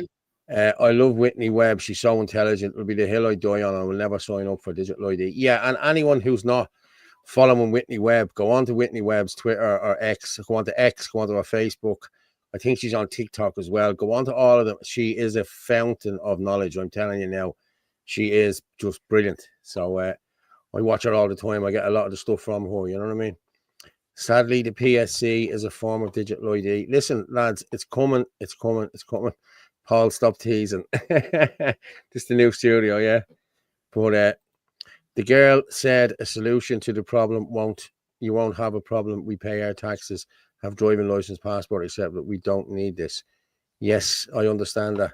I do understand that. But it's people, it's the better than RTE studio, Paul. Yes, thank you very much. It is, isn't it? I'll mess about with that now over the next. I'll put the Irish column background behind me there on that, and I'll have Orla on one screen and Anthony or somebody on the other talk. And yeah, we'll do something. This match of the day presented by Paul Desmond Lynham. You got a P.O. box, Orla? Yeah, have you got a P.O. box, Orla? He wants to send you 2 pictures. Yeah. If you go into the comments there, go on to send me a text in there, and you can send them to me. Okay, I'll let you send them to me, and I'll get them to Orla along with these 8 cans of Bulmers that are nearly out of date. I'll see you. I'll see you in the next few weeks probably. But yeah, you get it there. Orla Live 089-203-1521. Lads, we're up to nearly. I sent you on Eva's video there about the EU budget from the EU Commission. Yeah, I'll get it downloaded now in a second. But there you go. You get us there. A good bit. I want to talk about the Irish businesses closing, and then Michael McCarthy done a very good video on mass migration. Yeah, did you see the Michael McCarthy video where he's walking with your man doing the Freemason hand sign? Have you seen that video? No, I didn't see that one now. People aren't happy about that now. There's a lot of people talking about Michael there now. Who was doing the sign? Michael was. As he was walking, he had the triangle, the fingers, like Catherine Connolly. Yeah. I swear to God, yeah. I'm not. Who had that up? I'm seeking to find it. If somebody has that video there, I did see it yesterday. It was on TikTok, and if somebody can send it in to me, the Michael McCarthy one where he's doing the triangle shit. Now people will catch this now, and they'll probably say, "Oh, look, Paul's a Freemason." Looking through the eye there and the whole lot. You know what I mean? Get that picture quick, click. You're just digging a grave for yourself. Like, keep digging. Sure I know. Yeah. The lefties will have the pictures. Look at Paul. He's doing this and he's woohoo. You know what I mean? Couldn't give a shit. Yeah, I couldn't care less. But you can watch us there live if you can. We're up to 800 there now, people. You get us on X at FitzyDub, at Anthony L. Casey, and at Rugamorph27, and also Ireland Force 23. You get us on YouTube at the Irish Column, and at Díla Heron, and on Facebook, Paul Fitzsimons. And as always, you will get us on www.theirishchannel.com/live. You'll get us there on a Sunday from 9 till 11:30, and you'll also get us on a Wednesday, www.theirishchannel.com/live. And if you could buy us a coffee, that would be brilliant too, because this all needs to be paid for. I don't need to be paid. I love doing this. So, yeah. I want to be paid because I have to put up with him. No, it's okay. We're good. But a few more comments there. I don't have the bit clipped, unfortunately. Missed that, to be honest. What bit are you looking for? Okay, Paul can come to Kerry too, and we'd all have a laugh. Lol. Yeah, Orla and Paul. Yeah, of course, I'll get down. We have a bit of crack. Yeah. Freemason symbols. Yes, he was with Callum Lapsey. Okay, do I need to look for that? Callum Lapsey, is he on Twitter? It wasn't done as a joke because like Callum does all the funny stuff. Well, listen, Orla, I don't know. You know, I really don't. I'd love to think it was a joke, but well, I hope so. Yeah. What's his name? Callum Lapsey, was it?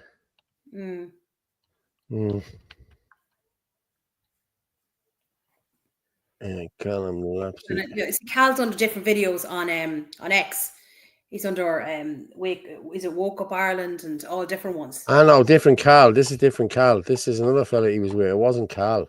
Yeah, but that Cal there mentioned by Blessington says no. That's the Cal that we know, like Cal and Cat. Where's Blessington says no, saying that? What are you talking about? That comment. Yeah. That's Callum. That's Cal. He was with Callum Lapsey. Was it Cal? Okay, I didn't know Callum's name was Callum Cal's Lapsey. name. I didn't know that was his name. Okay, fair enough. Yeah. Well, let's see. Can I find a Cal? But Cal's under he's different accounts over on TikTok, like. He's Leo, your leader, yeah. Yeah, but he's also under, is it Woke Up Ireland or something? Like, he's a couple of different accounts. So which account is it on? Is that the correct Cal? I don't think that's Callum. No, I don't think so. I'm not seeing it here. No, I'm not seeing it. No, it definitely wasn't him. I seen the video. I saw the video. So no. Oh, right. And it wasn't that Cal. It didn't look like him. Didn't look like him at all. Cal, you know what Cal looks like. You know his voice. Yeah. Lads, keep sharing this out there on share it out there on X if you can. Keep going there. We're flying there.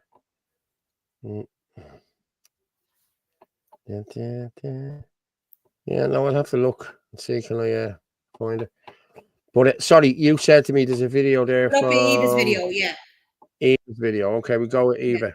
Yeah. We'll come back. So the European Commission, under the leadership of Ursula von der Leyen, whom you know I'm very fond of, has just proposed its new budget for the period of 2028 till 2034. And I kid you not when I say that I had to check this like 5 times to make sure that I wasn't hallucinating and to make sure that the person who wrote it down didn't fall asleep with their nose pressed on 0, because the budget that they are proposing is 2 trillion euros. That is 2,000 billion euros, or a 2 followed by 12 zeros. Now, I can't even begin to visualize that. I mean, I think that most normal people have no idea what that even means, like 12 trillion euros. But obviously, this is our taxpayers' money, and it is a 60% increase with respect to the previous budget. So you might ask, we could have seen coming from miles away, of course. They are going to set aside 100 billion euros for support for Ukraine, 130 billion euros for European defense, and 400 billion euros for crisis management. What self-created crisis might that be? Well, you pick one, but they're setting 400 billion euros aside for it, so it should tell you something. And the other one, 200 billion for, I quote, Europe in the world. And that entails, according to their website, European enlargement. So they're not even hiding that. You know, we all know which country they mean by that. And external action. So that's most likely a ton of money that they're going to spend on foreign aid in countries like, I don't know, countries in Africa, most likely, right?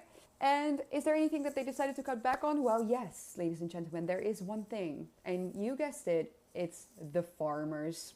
Agriculture is going to be put together with cohesion, whatever that may be. And the funds for those 2 posts are going to be cut in half. So yeah, the one thing that they've decided to not spend as much money on is on the people who provide Europeans with their food. Makes a hell of a lot of sense, doesn't it? I mean, it's totally in line with their destructive agenda. It's totally in line with everything they've done. And it's the very reason why I keep on saying that we will not get anything done and we will not make Europe great again unless we leave the EU. Because what is going to happen now? Germany has already said, oh, no, this is too much for us. The Netherlands is also complaining that it's too much. But what will end up happening is that instead of this 60% proposed increase, they will probably compromise and go down to, let's say, 40% increase, which still means that we're going to end up spending an obscene amount of money on their destructive agenda. And the only thing that will happen is European people will become victims of that. We will be paying even more for our own destruction. The only answer to this story, I keep on saying it, leave the EU. She's right. Leave the EU. We have to. But if you listen to that, it sounded very much like money is going to be spent on war, Ukraine, more war, and the defense of Europe, which will be more war, bringing more countries into Europe, which will probably lead on to more war, and then cutting the farmers in half. So yeah, it's wonderful. It's great. Absolutely fantastic. How can we leave the EU when the EU owns us? Yeah, listen, we need to sit back down here and start renegotiating deals. And the triple lock is one of them too. We need to stop this now. Micheál Martin said it yesterday. Yes, of course, if they're going to send troops to Gaza, he's thinking about sending troops to peacekeeping troops to Gaza. Come on, lads. You know what I mean? That's not our war. We need to stay out of these wars. Get away from these wars. Don't be sending money to them either. You know what I mean? You start sending money in aid and everything else, that's taking a side, you know. And, you know, Vladimir Putin, is he the demon they're all saying he is? I don't think he is. I've been watching Russian television as well. Like, you know what I mean? It's banned in Europe, so as people won't see the truth. Like, you know what I mean? So RT television, lads. Go on to Odyssey, download Odyssey, or just go on to the Odyssey website and watch RT television from there, and you'll get to see everything. I'm being serious now. Hello, Paul, and greetings, Orla. This is Eamon watching from Harmonstown, Dublin 5. Good evening to everyone. How are you, Eamon? All right, Eamon. Dublin Síochána. Dublin Síochána, at Dublin Síochána 1999. If you're a guard, Eamon, I hope you're on air side, and I hope you've left. Joined us, to be honest with you. Sadly, Micheál and Simon won't leave the EU. They'll be leaving the Dáil. So yeah. Well, I called that out the other day about Simon Harris saying that they would be very happy to show their support to Ukraine and this, that, and the other. And I said, well, that's fine. That's no problem. I said, I will quite happily, pay for a one-way ticket for you to go over there, and you can do whatever you want over there. But if they think they're sending our children over to be killed in a war that has nothing got to do with us, they can think again. Yeah, it's true. It's true. Irish Army is just another form of social welfare. Or exit. We do, Vincent. We need or exit. We do. And unfortunately, listen. Unfortunately, the man who helped Nigel Farage do this has turned on the nationalist movement. So we'll be doing it without him. So yeah. Hello, greetings to you, mate. Yeah. Right. Let's move on. And I sent you a video because this is important to highlight in relation to Irish businesses. And there's a couple of things on it. There's one above it as well about Dunnes Stores. So this is really important to be highlighting. Yeah, I have it there. I'll play the video first. Business is closing. It's only 50 seconds long. So yeah. In the last week alone, we have seen some well-known stores come out to say that they are in trouble and that they're going to have to close some stores across the UK and Ireland. So River Island have come out to say that they are closing 33 stores across the UK and Ireland. Then we have Dealz, who are also saying that they are needing to close stores across the UK and Ireland and may have to close up to 49 stores. And today we see Claire's Accessories are in trouble and that over 2,000 jobs are at risk. Again, across the UK and Ireland. If we look back to April in Ireland, we will remember that New Look had to close their doors. Is online shopping the future, and are shops just going to close because they're not getting the same footfall as they have been getting, or what is going on? When is the last time you actually went into a shop to make a purchase?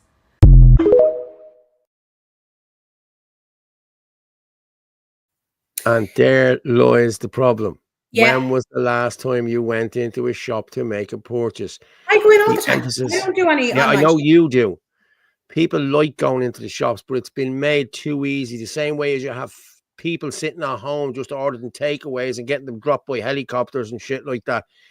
It's just a lazy society now we have that people, it's easier just to I'll click it. I'm not going to the shop. I'd rather click it. I'd rather do this. I'd rather do that. You know, it's made too easy now. Well, we had a Claire's Accessories that closed within the last couple of years in Carlow.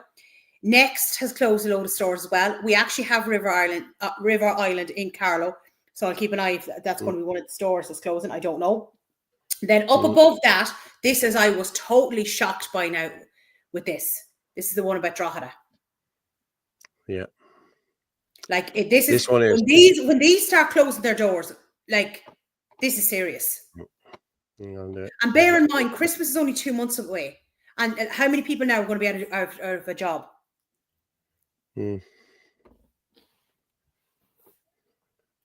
It's just a screenshot. It's not a video. No, it's a screenshot right underneath it.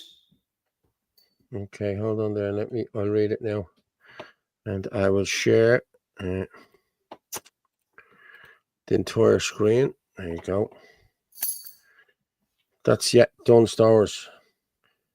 The Dunnes Stores grocery outlet on West Street, Drogheda, is due to close within weeks. We have been told that the staff members were informed on the decision yesterday. The Drogheda leader contacted Dunnes management with comment this morning. They didn't get it yet. But how long is that there in Drogheda? But it's in the main street, is it? West Street. Yeah, Dunnes. Yeah. It's Dunnes Stores. Yeah. And seemingly they were given, because somebody messaged me about this morning, and that's where they live. And they said that the staff got 2 weeks' notice. Like, this is just great. Like, this is Dunnes Stores. Dunnes Stores is a big Irish company. Yeah, exactly. Yeah, where else are they going to pull out? You know, town centres have barber shops. Then I saw the other day, there's a cafe in a place in Carlow called Greycullen, called the Lazy River, and they're closing up as well. And like, that'd be a well-established cafe that's been around for years and would normally get a lot of local support. They're closing their doors. In Carlow? In Carlow town, yeah. I couldn't believe it, because this is not a business you'd be thinking, you know, this would be a business that has been around for years. Yeah, but you only have to look at Clonmel as well. Yeah. Like, Paul Collins from Town B bought up all of them shops for something like 900 grand. Like, there's about 15 or 20 shops there. That's the whole mall he owns. Yeah. He bought that in 2012 in the crash, you know, when everything crashed, and he probably bought it off Nama. And I'm being honest with you, the same man was in debt to Nama to the tune of 49 million. So how could he buy anywhere? You know, how could he still own that now if he owed 49 million? Yeah. Like, that debt was rolled off, you know what I mean? So no, it's ridiculous. And now he's the king of the iPass centres, like, you know what I mean? Yeah. And there's fecal income now. Into an iPass centre. What? Probably will be, yeah. Turn into an iPass centre. Cheers, Karen. Karen Green, yeah. Thanks, Orla and Paul, for highlighting the situation about Dunnes. It affects 27 staff. Relocation is a solution, but it doesn't solve the problem. Well, and where would you relocate? Get there, like. Well, where would you relocate to? Was it up to Dundalk or somewhere? I'd say they have a big shop in Dundalk as well, have they? You know. But things are bad when the likes of Dunnes Stores is closing. Yeah. Probably too many thieving from Dunnes in that town is my guess. Yeah, there you have a sheepdog. Good man. Drogheda, I'm going to label them. Drogheda is full of Roma gypsies. Full of them. So I'd say that's exactly why that place is closing down. It's losing too much money. Because I know for a fact that they're told not to stop these people. Well, maybe the Romans they do, but I know with the migrants in the shops and everything in town, they're told they get so much as like for losing stock, you know, the sort of way they get paid, say 20 grand or something like that for lost stock, you know, the sort of way. That's what they do. It's made up, and that's the way it is. So you're not confronting these people, you know what I mean? But please, everyone, buy local Irish. Christmas is coming. Make sure these long-time businesses have a happy Christmas as well. Love the show, Orla and Paul. Cheers, Mary. Fair play to you. Martin only said it the other night. We were talking about it the other night. Boycott all these other shops that are not Irish. Go in and have a look. If they're not Irish shops, out you go. Yeah, just try and shop Irish wherever possible. Listen, it'll cost you a few quid more, but I think it'll be worth it in the long run. I'd say they'd start putting and try and physically go into the shop rather than just buying online. It's very rare that I buy online. Vape shops are all a waste. There's a load of scams in places, and they rip people off as well. A good friend of mine went to them a month ago and he got scammed. Listen, Mate, they're all the same. The barber shops, the vape shops, the kebab shops. Yeah, I know. The phone shops, the kebab Yeah. shops, they're all fronts. That's what they are for money laundering. They're laundering money. I'm telling you now, that's what they're doing. But listen, Dunstars, I hope everyone does get a job out of it, and I hope they can travel. You know what I mean? Yeah, because it's only 2 It's months. gonna be Like, this is one of the worst times for people to be losing their job. it's 27 staff. Like, you know what I mean? Yeah, I know, 2 months I know. before Christmas. You know what I mean? Yeah, but then look at Deals. It's closing. River Island's Yeah. closing. Claire's Accessory. How many Yeah. staff is going to be gone from there as well? Yeah. Martin McCushy. Why are parents not questioning the number of days kids are getting off school due to training days for teachers? No one is questioning why. More plotting and planning. Yeah. Oh, I should have thought that a long time. Yes, they are. Should we seen the video from last year that Jana put out there? Do you remember from that lady? Mm. Yeah. Right. Let's see what else. What could you say when you take a look at any small towns in Ireland? Every shop is a phone shop, kebab shop, or barbers. Can you blame them? Sure, they're getting grants while Irish are suffering. Yes, exactly, they are. Yeah, 100%. Now, actually, this is another very serious one. Now, it's Michael McCarthy. And there's writing later on. I can read that out anyway, just be easier. But this is shocking. This is a young girl. Yeah, underneath its label, young girl attempted kidnapping on camera in Birmingham. This was shocking. Hold on. I think I downloaded this. Where is he? No, I didn't. I had got it. You sent it to me, didn't you? Yeah. You did send it. It's up further. Do you know what I mean? Because it had transferred over from the other day. It's actually it's on top of where this is Indonesia. Where is Greta? Yeah, I see it there. Yeah. Mm. Jesus. I have seen this, and it's horrendous. I'll just give a bit of a backstory on it there. That's what they're pulling down. Oh, the kidnapping here. I'll read this bit out. So it's a Muslim father and son have been charged with a kidnapping of a 15-year-old girl in Birmingham at the weekend. The child was forced into a car. Bear in mind, this is in broad daylight. In a busy city centre. Like, loads of people are walking up and down. They're not even doing anything. And then an older man comes to try and help her. Muhammad Ali, there you go, age 49, and his son, can't even pronounce it, 20, attempted to bundle the teen into a vehicle in central Birmingham. But what gets me is just watch it. Like, look at people just standing there watching this, and an older man tries to go and save her. Now, luckily enough, somebody's able to open the door for her to get out, and she goes running, and the son goes running after her. But this is broad daylight.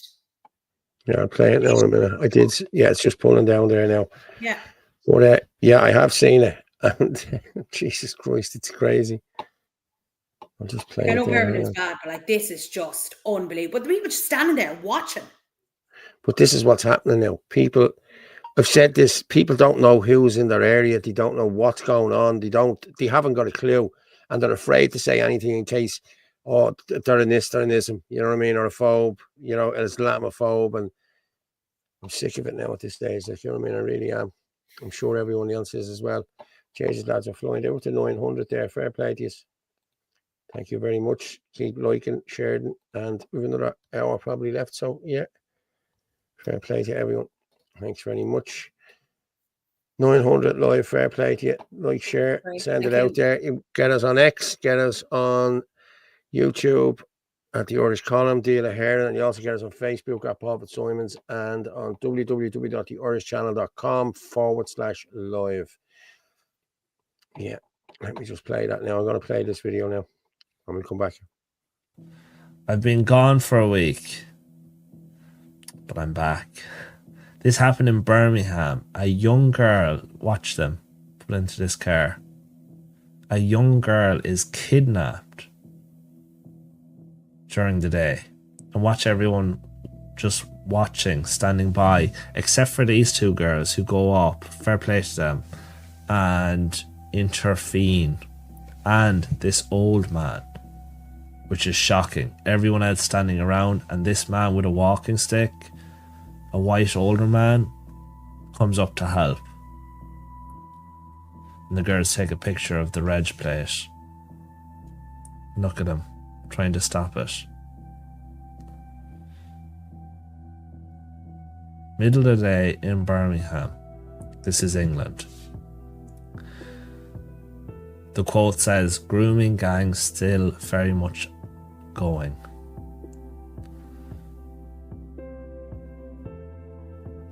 And luckily she escapes. And you'll see her running down the street. And people running after her.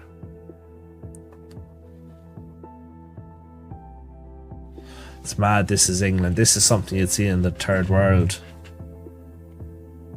Someone opening the door.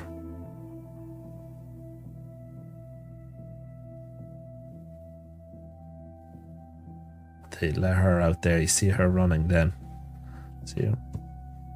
Someone running after her. Wow. And you can see the guy running after her. Like, you can see he's foreign, you know? Like, that is just unbelievable. But the amount of people, why did they just surround the car? You know, to have gotten her out. Like, the car couldn't move then to get her out. Like, this was not like a street that nobody was on. There was loads of people around. Like, that girl was 15 years old. Wow. Like, that's just shocking. That is. But like, this is what's happening. It's happening everywhere. It's happening here too. Trust me, it's happening here too. You know what I mean? No, whether people are seeing it or not, obviously they're not seeing it because a lot of us would stop that. You know what I mean? If I seen that happening, I'd stop it, you know? Yeah. But, yeah. Wow. It's crazy. Yeah. I'll tell you what I have there now. I'm going to go up here and I'm going to go with your homeless figures. Yeah. In Ireland, this is our homeless figures. So I'm just going to go with this. And then I have a video there from Tracy O'Mahony I want to play. Yes. Okay. Yeah. Let's just share this here. So there we have it. 16,353. Our homeless figures hit a new record. In August, there were 1,653. There were 1,653 people in emergency homeless accommodation in Ireland, including 5,145 children and 11,208 adults. This represented a significant increase, with the national figure surpassing 16,000 for the first time, and a record high for homelessness in Dublin, with 11,567 people affected. National figures for August 2025, total homeless 16,353, children under 18 5,145, adults 11,208, single adults 7,170, and families 2,391. Total homeless 11,567.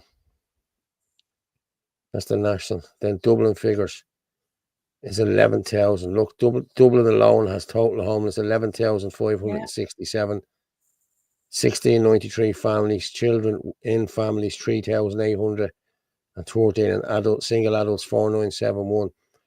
There's a lot, and that's not even the people who are still living with their mothers and fathers and their brothers and sisters or whatever in the one house. There's 3 generations of people in some houses here. You know, it's closer to 300,000, I'd say. I'm being honest with you. That's exactly what it is. Yeah. And that they're bringing in nearly 400,000 people in housing. I mean, when they're own, you know, come on. Yeah. Will you swipe to the next screenshot? Now, there you go. That there is Mick O'Keefe.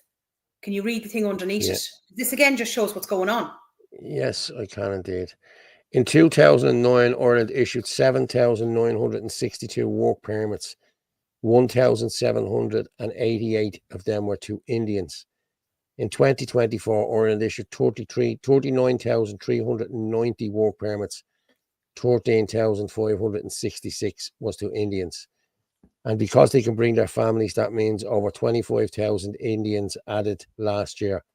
If you weren't discussing illegal immigration, you are lost, Mick O'Keefe. And he is right. But there you go. Sorry. Yeah.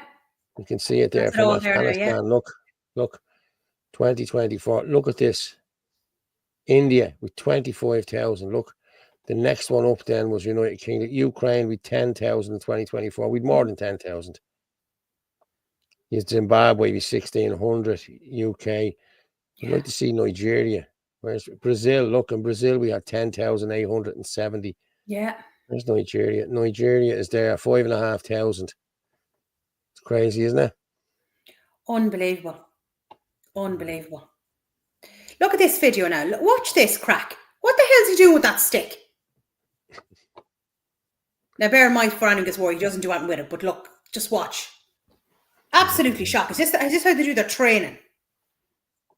I don't know. Play it and see. Yeah.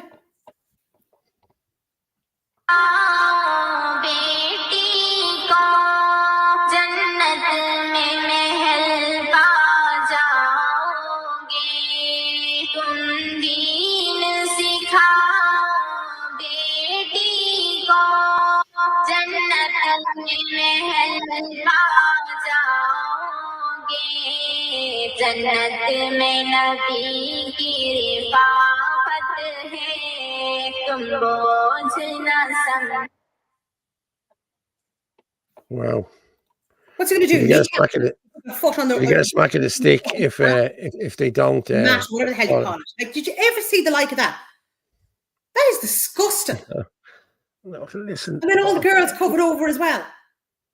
I know what I like. If you don't put your left foot out, it must be a thing. If you don't have your left foot facing frontwards, that's a thing. It must be a thing against the religion. Or, geez, I'm after missing loads of comments there. Sorry, people, I really am. John Malloy, on the eve night of the 25th, we are highlighting the homeless by doing a camp out on the GPO, calling everyone to help us out. Yeah, we will do that more nearer to the time as well, John. Yeah, but on the 25th, you have the national shutdown. And somebody sent me on the video. I'll play it in a while. Fair play, John Malloy. Poor girls. Fuck them grown-up single men sitting around iPad Centre scratching their arses. Yeah. Out, send them all home. Put the homeless Irish in them instead. Problem solved. Yeah. Send them Ukrainians back home too. 100%. Yeah, listen, you can book a weekend away. You can book a weekend away in Ukraine for little or nothing now. It's cheaper to go to Ukraine than it is to have a few points in Dublin in city. Yeah. Seriously, it's ridiculous. Like, Jesus Christ, that noise is dreadful. Yeah, I know. I hate that music. I hate it. It just fills you with dread. You think there's going to be a bomb or something going off. Hate it. Treating them like cattle. Cattle get treated better over there. Well, the cows are sacred, aren't they, over there? Yeah.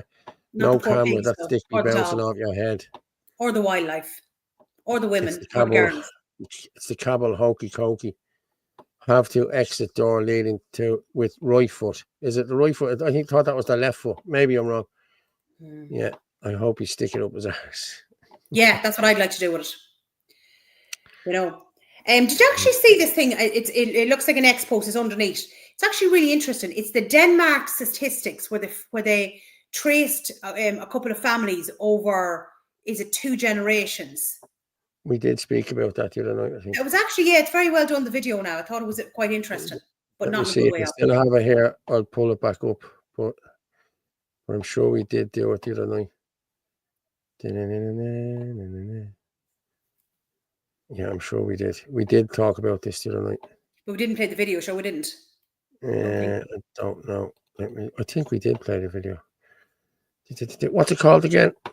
It's labeled Denmark statistics. It's Denmark statistics. It's underneath the Islamic education. You follow 381 families. Is that one? Yeah, that's it. Yeah. Yeah, I'm pulling it down there now. Yeah. It's quite interesting, as I said, the way they've tracked it. Yeah. This wasn't just going on in Denmark. This has been going on in every country all over Europe, because the trend follows. I had all of these pulled down for Sunday night, but they're in the other studio. They're in the Irish Column studio.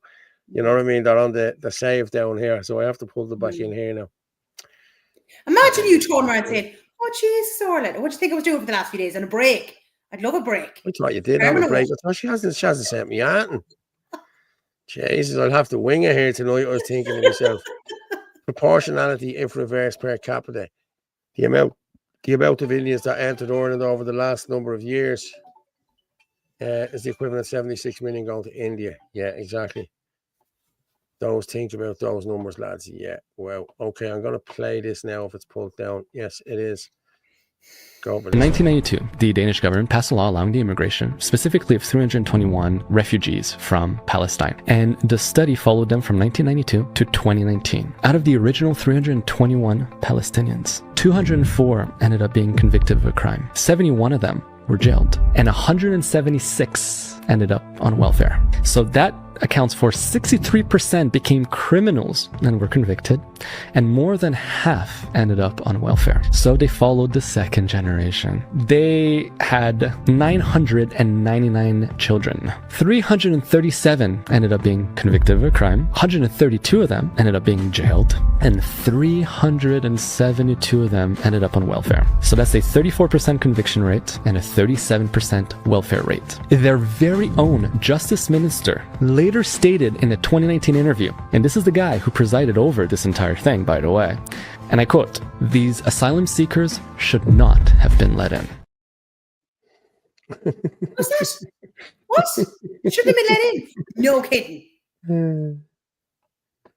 But like, this is going to go on everywhere. Like, do you know, they're coming over here as economic migrants to sit on the social welfare system, and then what are they handed? A free house and a free medical card and everything else handed out to them, and PlayStations, the whole lot. It's great crack.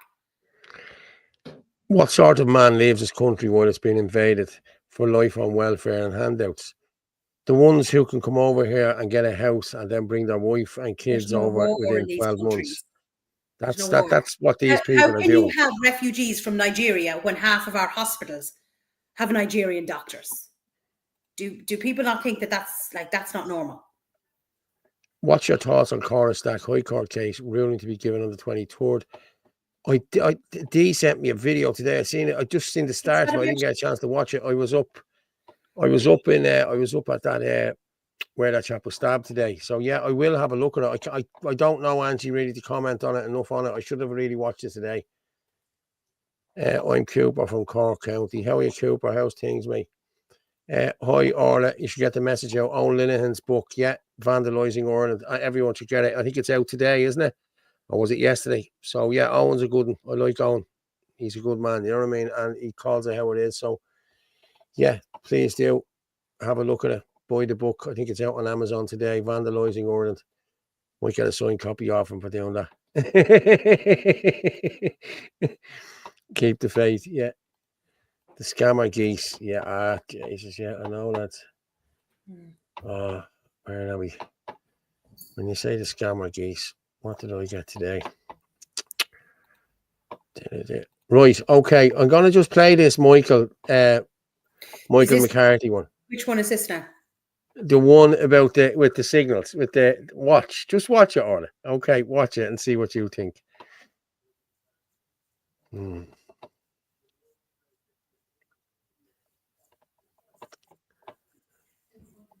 Last year. Oh boy. Last year, yeah. Oh boy. Yeah, short form. It's easy. Yeah.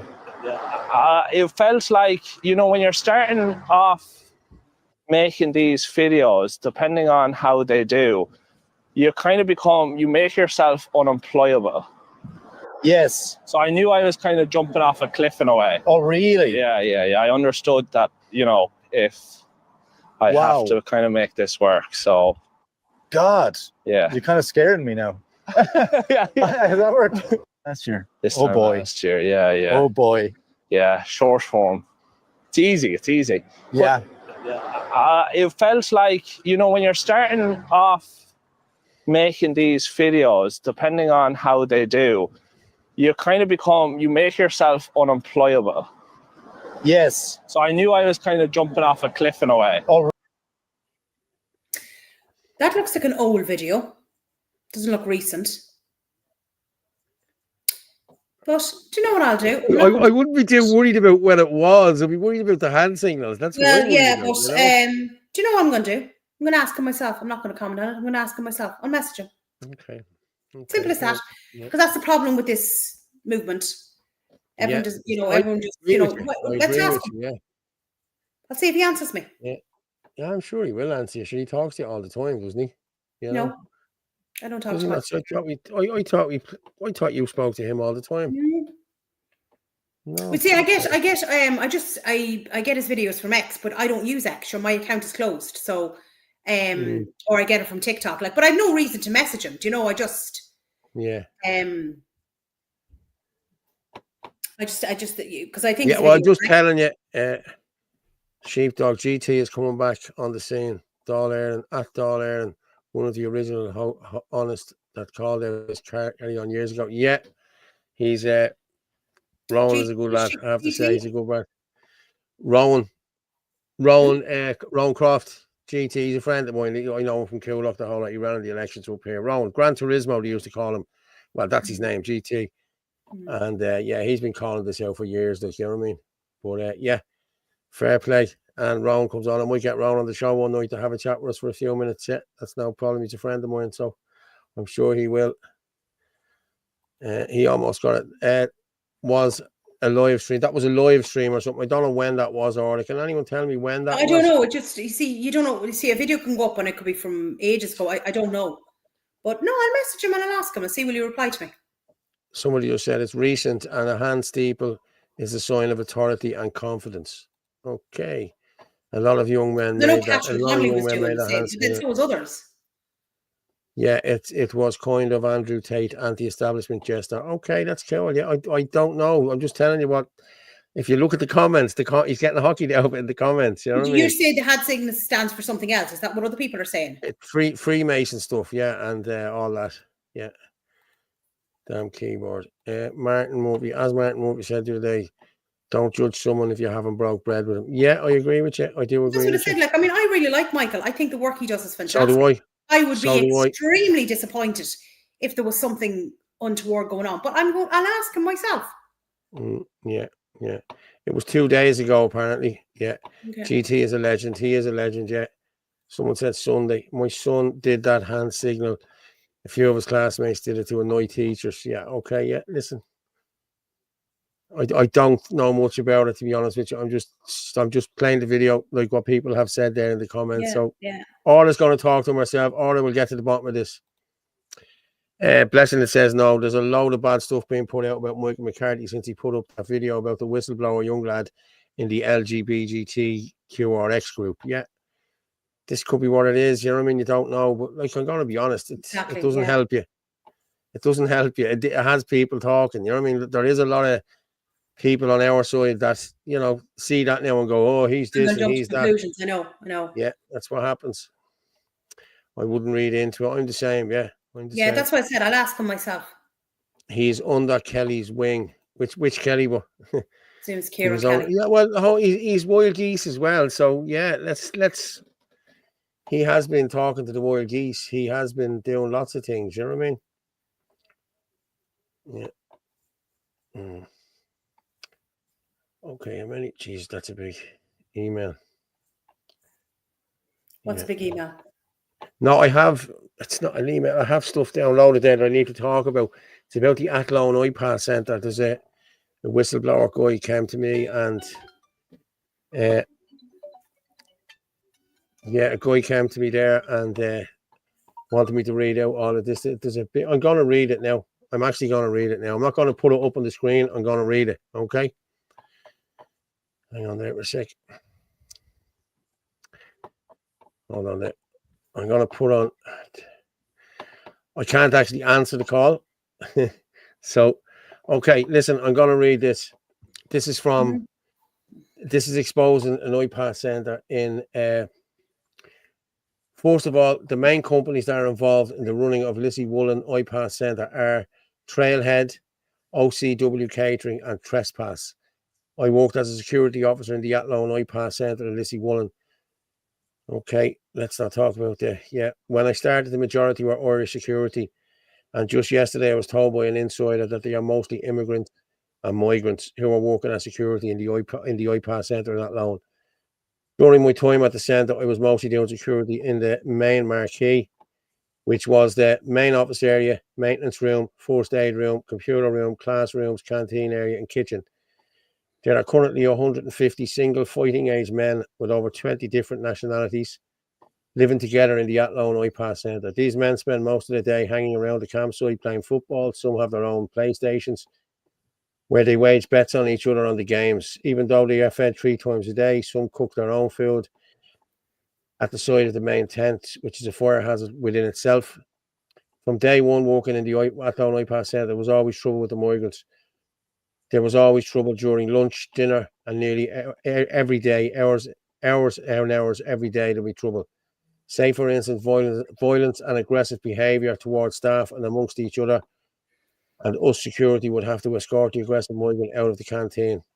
By the next day, even after writing pages and pages of reports to the Chief of Security and the manager of the Athlone IPAS Centre, the migrants will be allowed back in like nothing happened.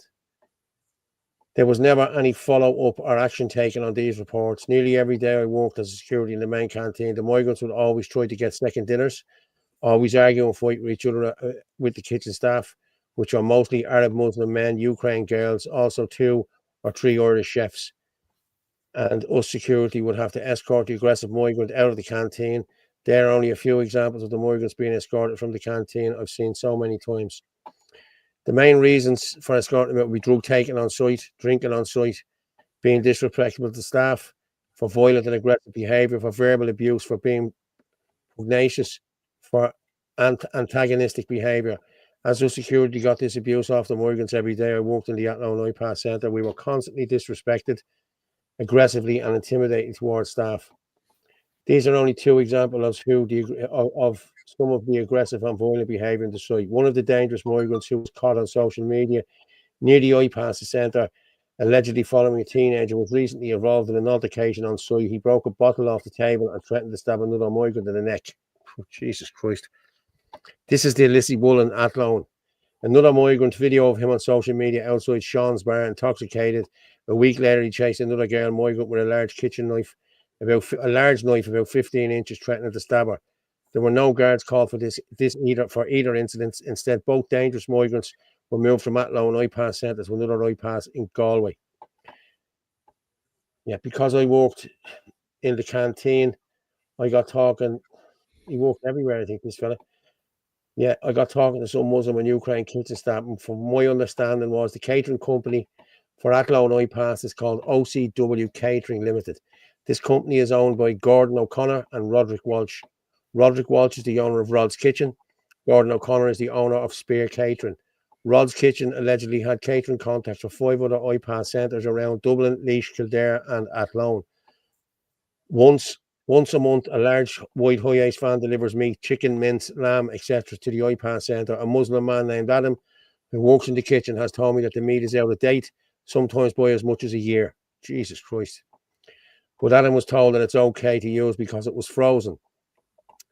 All of the meat delivered to the IPAS Centre, Lissy Woolen, should be halal certified.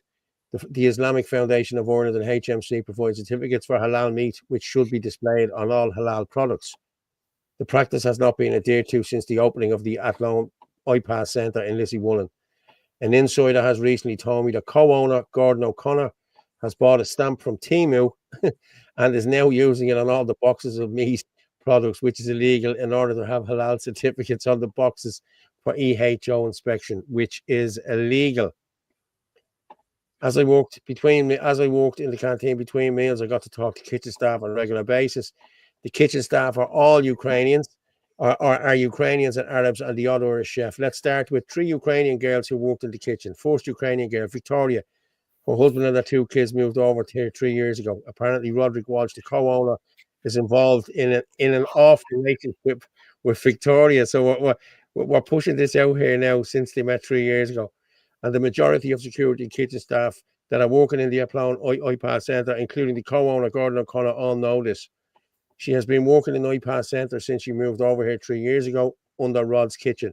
She's a supervisor in the kitchen. She's supposedly on 25 quid an hour. Jesus Christ, 25 quid an hour, which I was told by 2 Muslim men called Mohammed and Adam, who also worked in the kitchen. Before Athlone IPAS Centre, she worked 2 years in Stradbally IPAS Centre as a supervisor in the kitchen on the same money, 25 quid an hour. So that's 1,000 quid per week as a wage. She also obviously she's going to get children's allowance on top of that and everything else. So it's nearly 4 grand wages, 200 a month, 4,280 is what she gets every month. And she's Ukrainian. Obviously she came over here during the war and whatever. Then there's another girl, Larissa, who was Victoria's sister. She moved over here 3 years ago as well. And her partner's living in Ukraine. She's also worked in IPAS centres. And over the last 3 years under Rod's Kitchen. Before Athlone IPAS Centre, she worked in Stradbally. So they're all working. All these foreigners are all working in these IPAS centres. You know what I mean? And they've been shifted around. You know what I mean? I was told by a fellow security that before she moved over, she was a Ukraine army as a nurse. She was supposed to pay her way out of the army and come to Ireland. Also, her sister Victoria told security that they went on holidays together. She has been on 3 holidays this year alone in the space of 3 months: Spain, Portugal, and Paris. The 4th holiday in the space of 3 months. I was told by a member of staff of the IPAS, Larissa and her daughter flew to Ukraine to drop her daughter to her father for a month. This is a war-torn country these people are coming from, you know. So she's on the same sort of money, 4,100. The tour girl, Alana is her name, has been living in Ireland for a year and a half. She worked with the Athlone IPAS for 6 months. Her daughter, who was living in Ukraine with her military boyfriend since her mother came to Ireland, has now moved to Athlone looking for work. I definitely would not be leaving my daughter anywhere in a country that is war. Neither would I, and that's being honest with you. So this girl, Alana, is on 4,140. That's some income. They are all availing of the ARP system of 600 quid per month towards rent payments. They get free travel, e.g. bus tours, tickets, bus tickets and train tickets. They also have free access to private healthcare, GP cover and dentistry. They are given free education, e.g. English classes. They also get 3 warm meals a day. Just want to mention 5 other Muslim men who work in the kitchen alongside the Ukrainian girls. All 5 of the men who have no work permits or visas, but have all worked or are working here since January 2025 with OCW Catering Limited, co-owners Gordon O'Connor and Roderick Walsh. Adam worked full-time in the kitchen. Let me see this. Yeah, Adam worked full-time in the kitchen. Adam worked full-time in the kitchen with OCW Catering. Apparently, Adam stabbed a work colleague back home in Jordan before entering Ireland. Now an insider has told me that Adam was moved to City West Hotel for deportation back to Jordan. While on site, Adam ran a shop in Athlone IPAS Centre and made thousands from it. Mohammed worked full-time in the kitchen of OCW. In the last few months, he was able to purchase a PC worth $6,000. He is currently getting laser hair removal treatment paid by the taxpayer on his face every week. He was able to get a CT scan appointment for within 2 days for a doctor appointment, which he was able to just walk into surgery and was seen immediately with his free medical card. Hussein, full-time in the kitchen for OCW Catering, recently bought a car with a fake driving license. There is no tax, no insurance, and no NCT on the car. He has been driving it around Athlone for months. Omar worked full-time in the kitchen for OCW Catering. He was one of the barbers on site, making 15 to 20 quid a haircut. Assad worked full-time in the kitchen for OCW Catering. He is claiming children's allowance for children who are not in Ireland. Both Amar and Assad have been moved to Ballyogan IPAS Centre. All of the 5 above Muslim men also avail of 3 warm meals a day, free travel, e.g. bus tickets, train tickets, free access to private health, free education and English classes. And as mentioned above, no work permits or visas, but all have worked or are working here since January 2025 with OCW Catering. There's a I've done you 2 more pages, Ukrainian maintenance men. There are 5 Ukrainian men working in the maintenance of the IPAS Centre. 4 of them are fit fighting military age men. They mostly sit around every day, either on their phones or playing pool, playing table tennis, playing on the PlayStation. And on numerous occasions, they have been observed asleep on the job. All these Ukrainian lads are fed 3 warm meals a day, always being on the first in the queue for breakfast, lunch and dinner. They are earning on average 700 quid a week. They all drive around in new cars and Jeeps with no tax, no NCT. Unsure if they have insurance cover. They're also availing of an ARP scheme of 600 per month towards rent payments, free travel, bus tours, bus tickets and train tickets, free access to private healthcare, GP cover, dentistry, free education and English classes. During Storm Eowyn in January 2025, why all of Ireland struggled for weeks to survive the damage caused by Storm Eowyn, as the whole of Ireland had no heat, no electricity, no running water, or well over for 8 weeks. These 150 migrant men of fighting age live in a high-grade insulated tents. During the storm, the migrants' tents reached a temperature of 20 to 30 degrees Celsius, and they still complained. The migrant tents all have their own ESB power supply units run on diesel generators, which supply heating and ESB for the tents 24 hours a day. The migrants also had constant hot water for showers. They were given extra blankets at night. Generators pumped in hot air throughout the main marquee canteen which also had electricity during the storm. The migrants continue to have 3 hot meals a day. These migrants were not inconvenienced by the storm in any way, but they continue to complain while us Irish struggled without heating, water, electricity for weeks on end.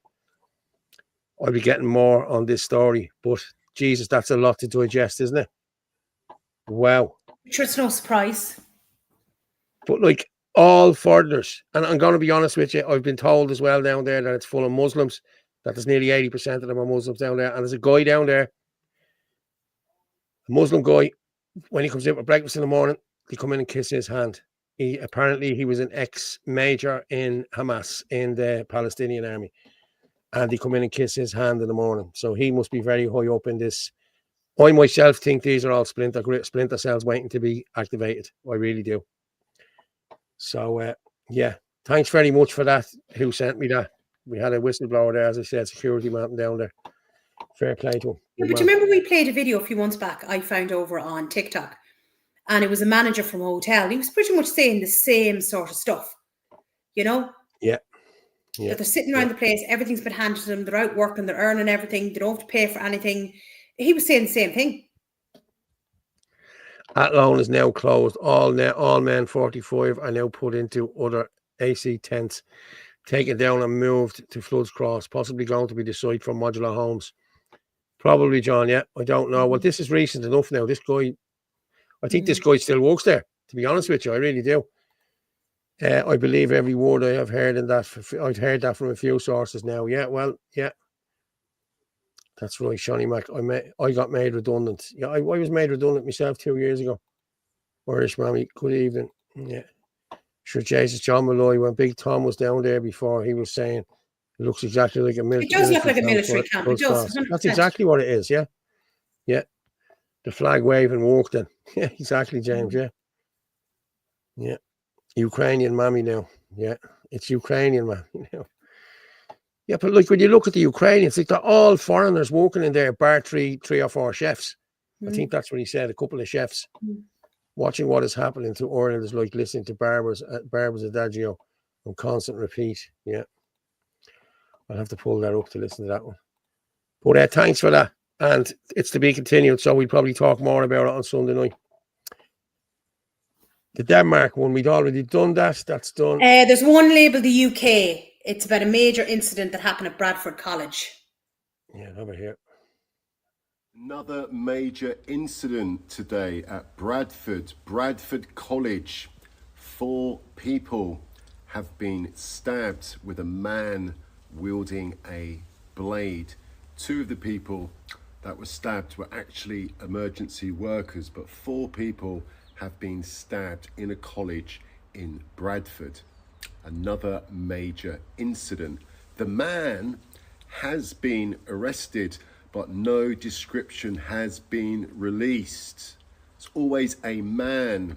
The man did this. A man has been arrested. Normally when it's a white man, they tell us straight away. But another major incident. When did the Manchester one happen? Was it last week? Just like everything else, guys, this is now becoming normal daily life in the United Kingdom. Everyone will just get used to this. Major incidents, little girls being, you know, women, men now too. The R word, the R word. But yes, another major incident. Everyday life in England, 2025.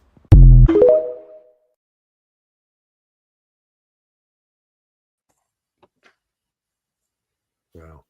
John Malloy just said, no, Paul, it is closed and the tents are down. All tents are moved to Floods Cross. Okay, fair enough, John. What are we in, a recording studio now? Yeah, and this is my recording studio there now, yeah. Yeah. This is another part of the house I've gone to. Move around the place. There's a screenshot there labeled Sharia law, and then there's a very quick video called Moscow. I have Moscow there. Sharia law is above it.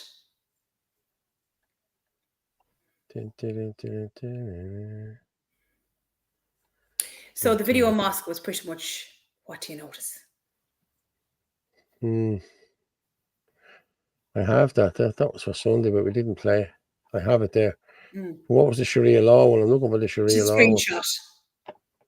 I have it here. Yeah. London mosque bans. We always get back to the Muslims, don't we? Sharia law in London. Muslims ban women from participating in a charity marathon. Women have zero value in Islam. Ban Islam everywhere and do it for your children.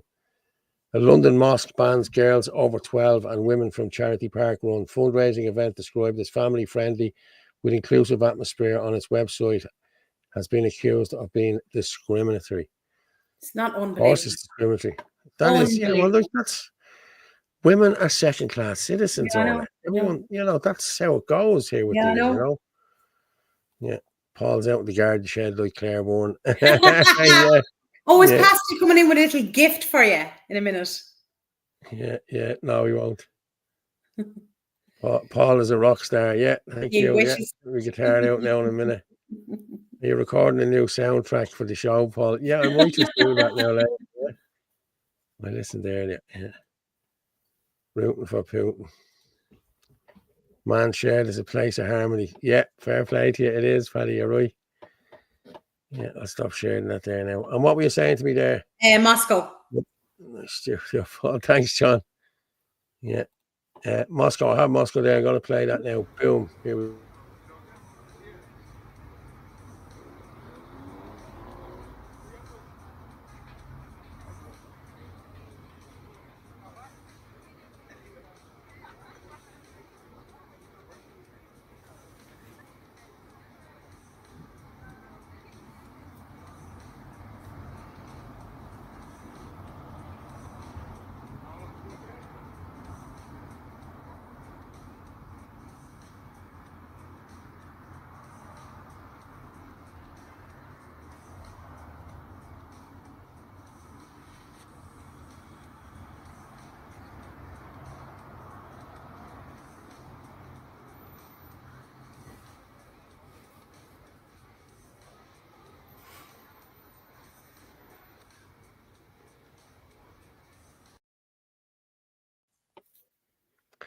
My God, what's wrong with that place? What did you notice there? There wasn't one migrant. There wasn't one illegal refugee.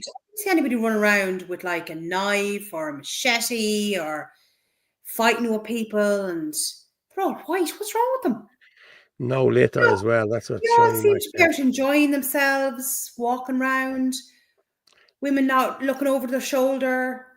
It looks like the 1980s and 1990s Ireland, so it does. Yeah, it does. It does. I swear to God. Maybe we're safer over in Russia. Moscow was great. Palatial Metro too.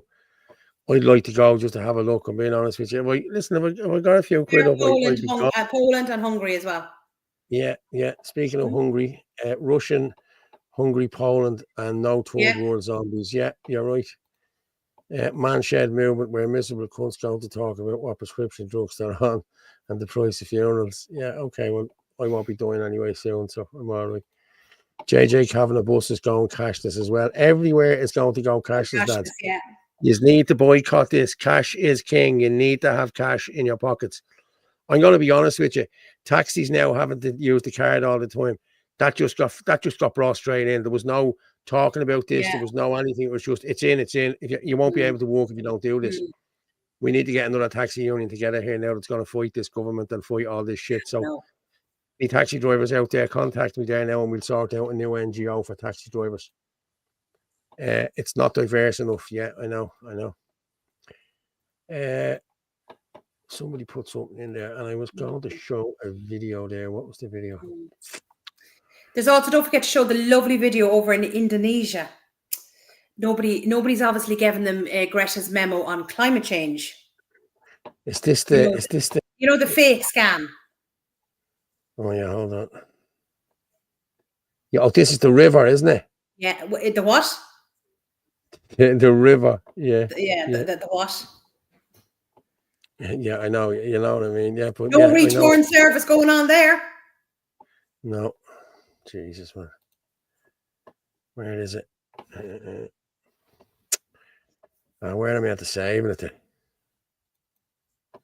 No, And I'm going to pull it down there. I don't know where I bleeding put it. And then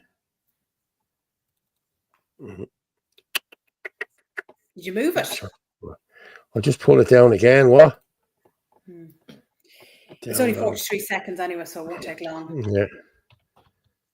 No, so we're going to be finishing up there shortly. Yeah, and then you wanted to play Tracy's video, didn't you? Tracy O'Mahony's video. Yes, I do.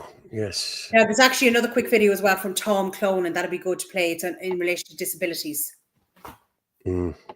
It's I have another one there I want to play. Lads, you had to hit 1,000 there, lads. Fair play to you all. Right. Thanks very much. Thank you very much. Well done. We need to be getting up to 2,000. That's what we need to be doing. Mm-hmm. And if you can buy us a coffee, please do. I'll buy all of Bulmer's out of the coffee money. But you owe me many. Many what? Bulmer's. I do, yeah, I do. And I know I do, yeah. This is taking ages to load up. What's it telling me? It's taking too long. Until I just want to talk. It's only a 56-minute video about the damage done to your heart from the mRNA vaccines. Okay. You know, it's...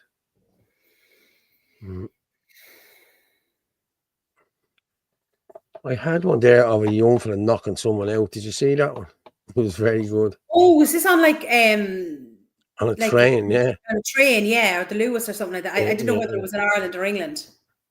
No, it was. I think it was England. I think so. Right, okay. I'm going to play this one here now. This is a river, by the way, people. Yes, a river. Yeah.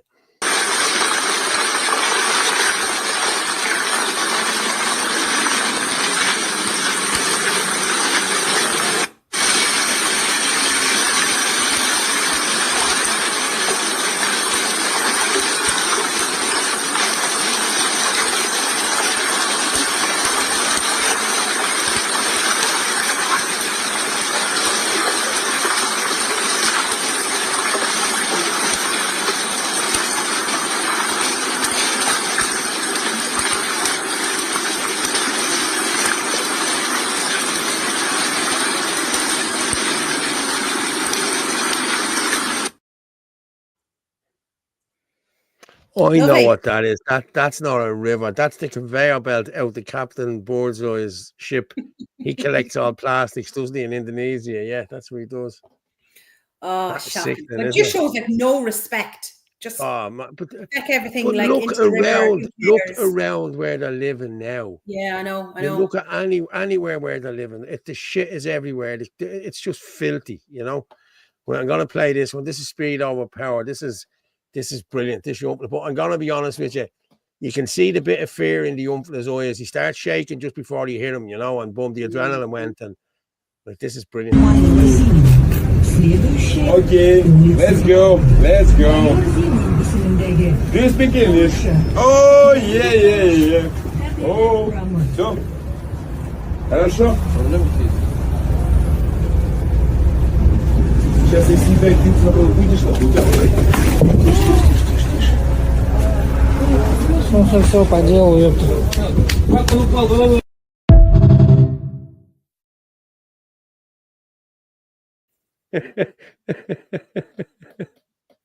What did they say? Fuck around and see. Yeah, that was good. I have to But say. like he was in his face. He looked like he was either on drugs or, you know, drunk. Like there was something not right with him anyway. He was locked. Yeah. Yeah, He was yeah. locked. Mm. Yeah. Right. I'm going to play Tracy's video. It's 5 minutes odd, so Okay. we'll come back then. And I have another one to play. I want to play. There's one as well from Liberty Super Run I want to play as well.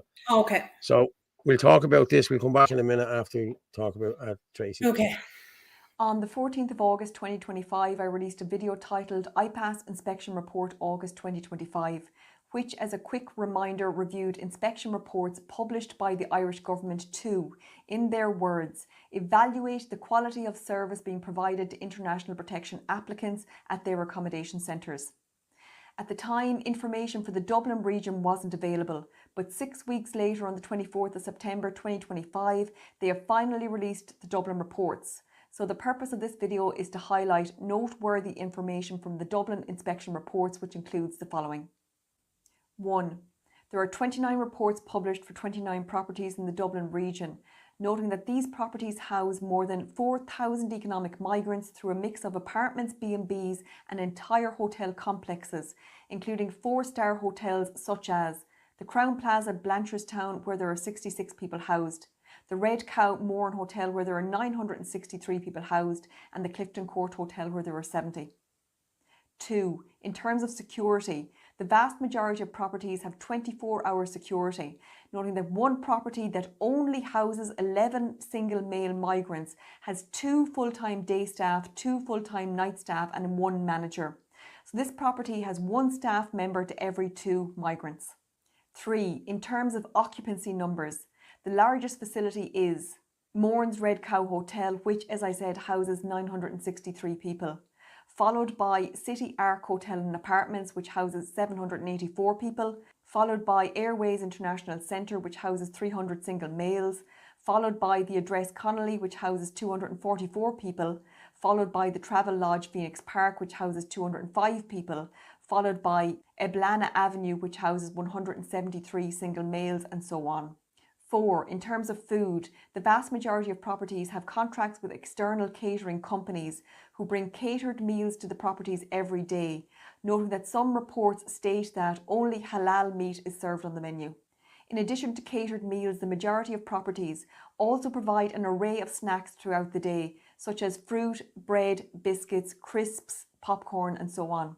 5. In terms of cleaning, a considerable number of inspection reports state that if the residents don't clean their own rooms, either external cleaning companies or on-site cleaning staff are brought in to clean their rooms. 6. In terms of toiletries, several properties state that they provide residents with vouchers for Lidl so that they can purchase toiletries, and as I understand it, these vouchers would be in addition to the living income provided to IPAS residents by the Irish Government.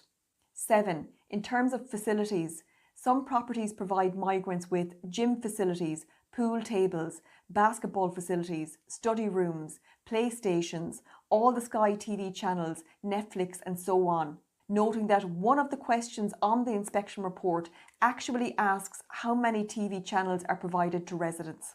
8. In terms of laundry, most properties provide on-site washing machines that residents can use themselves.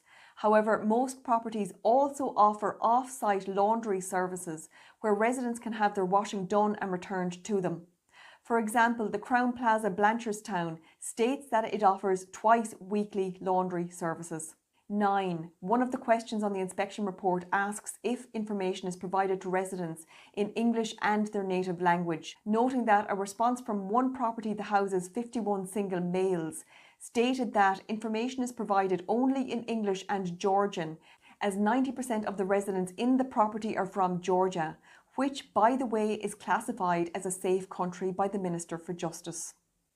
To conclude, the Dublin inspection reports paint a picture of international protection applicants being accommodated in conditions akin to an all-inclusive holiday resort, with services that go far beyond basic necessities. From 24-hour security and daily catered meals, including halal options and snacks like popcorn and crisps, to laundry services, gym facilities, playstations, Netflix and Sky TV. These properties range from apartments to 4-star hotels like the Crown Plaza, Blanchardstown, and are equipped with amenities that rival luxury accommodations. Some residents even receive vouchers for toiletries and access to off-site laundry services. No wonder this level of provision comes at a staggering cost to Irish taxpayers. With approximately 33,000 IPAS applicants, distinct from the 113,000 Ukrainians who've arrived here since 2022, accommodation alone costs an estimated €5 million per day, totalling around €2 billion per year. Add to this 230 million for social welfare, 200 million for education and other supports, and 250 million for medical expenses. And the combined cost reaches approximately €2.6 billion annually, equivalent to 10% of Ireland's entire 2024 social welfare budget. These shocking figures underscore the immense financial burden of providing such comprehensive services to people who have contributed nothing to this country, raising serious concerns about sustainability and fairness to Irish people.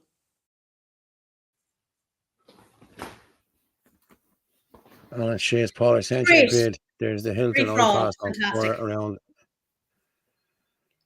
Oh, the one in Coolock. Okay, hold on. Let me just hold on there. You sent me.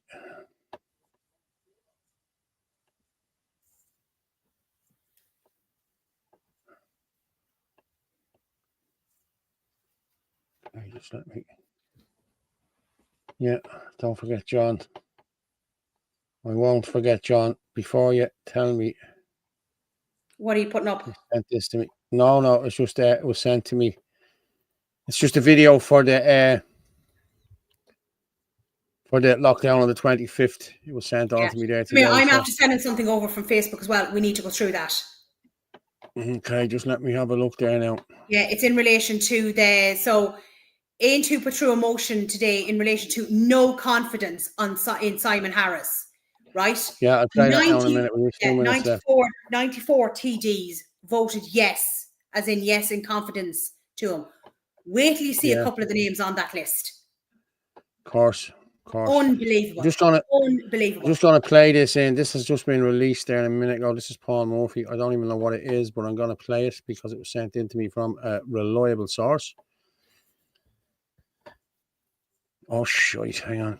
Sorry, I clicked the X instead of clicking the. Sorry, let's play this here now. I hate this fella. The pattern is very, very clear. A rumour starts, true or false, suggesting a property is going to be used. Far-right activists, people like Philip Dwyer, Gavin Pepper, Fergus Power, are quick to the scene. A few days later, it is burnt down. We should call what we are seeing what it is. We are witnessing a campaign of far-right terrorism in this state. More crap from him. Did he change his photograph back by any chance? Yeah, how do you know when a politician is moving or a politician is lying? Its lips are moving. Yeah, sure. The irony of this communist toe rag whinging about being defamed when he had absolutely no problem using his Dáil privilege to slander nationalists and place targets on us and our families. That was Ferg, Gavin Pepper, and I think he said Mick O'Keefe as well. And yeah, he did, yeah. Scumbag. But he's the one that called out, he wants to call out Heather Humphreys for grossly defamatory remarks during debate. Listen, he did block her from getting out in the car. Okay, he wasn't found guilty of the charges that he was charged with, but he did do it. Yeah. You know what I mean? And he's got in there to the Dáil on the back of that shit. You know what I mean? So I'm sure he's an absolute gobshite. Someone said, I sent you a video of the iPass Centre. It seems, let me see where this is. Dublin proposal, legal 9% went up in flames. Okay, Jesus, this is, let me have a look at this. This is the Hilton. Okay, let me just. This is the Hilton up at Dublin Airport. I pass by it every day. It's at the top of the N42. There you are there. Let me just play this. This is the actual Hilton. This is up on the N42. So I keep doing that. Shit. Keep doing that. I'm sorry about that. There it is there. Let's press play there and see. When is this, tonight? Yeah, it's now. Now, this minute. Is that iPass? It's on fire, yeah, the Hilton, yeah. Some of the Hilton is iPass and some of the one behind it is a full iPass, the Holiday Inn. Right, okay. The proposed illegal migrant centre in Dublin has went up in flames. The Hilton Hotel is located near where the illegal Somalian migrants murdered the Ukrainian refugee. Okay. Maybe that chap was Ukrainian today. I don't know. I haven't heard that about it. No, I haven't heard anything. I'd say it'll be another day or two before it comes out. If they even put out his nationality. You know what I mean? Yeah, I got that there. I played it there. Mate, Tracy's a wealth and all is the case of. Yeah, she is. Irish people. Will you put up that thing there from Heather Tobin? The thing you just sent me. Yeah, because we need to go through that list of names. Okay. Remember, these are the ones that voted to keep confidence in Simon Harris. Like, this is just unbelievable. Is this a video? Yeah. No, it's a Facebook post. Wow. And then the list. Oh, wow. This is the list now. My God. Well, I'm going to be honest, Orla. We sort of knew Fianna Fáil, Fine Gael, and them other gobshites would have to. You know what I mean? So. But click on the link. Yeah, click on the actual link. This here. Yeah, that's it there. Yeah. And it goes through the yeses and the nos. Show member vote results. All the yeses. Tá. Yeah. Catherine Boland Grace, Tom Barbazon, of course, Fianna Fáil, Brian Brennan. Bring up a bit more because it'll be hard for people to see it. Yeah, let me make it bigger. You see that there now? There you go, people. Screenshot that. Yeah. Go down to your M's and your H's. M, there you go. There's M there. Moynihan, Murphy, Michael Murphy, Hildegard Naughton, Neville Joe, Dara O'Brien, Jim O'Callaghan. No, you missed. Hold on. You missed. Go back up. Oh no, sorry. It's under the F. Sorry, it's under the F. Sorry. Up to the F's.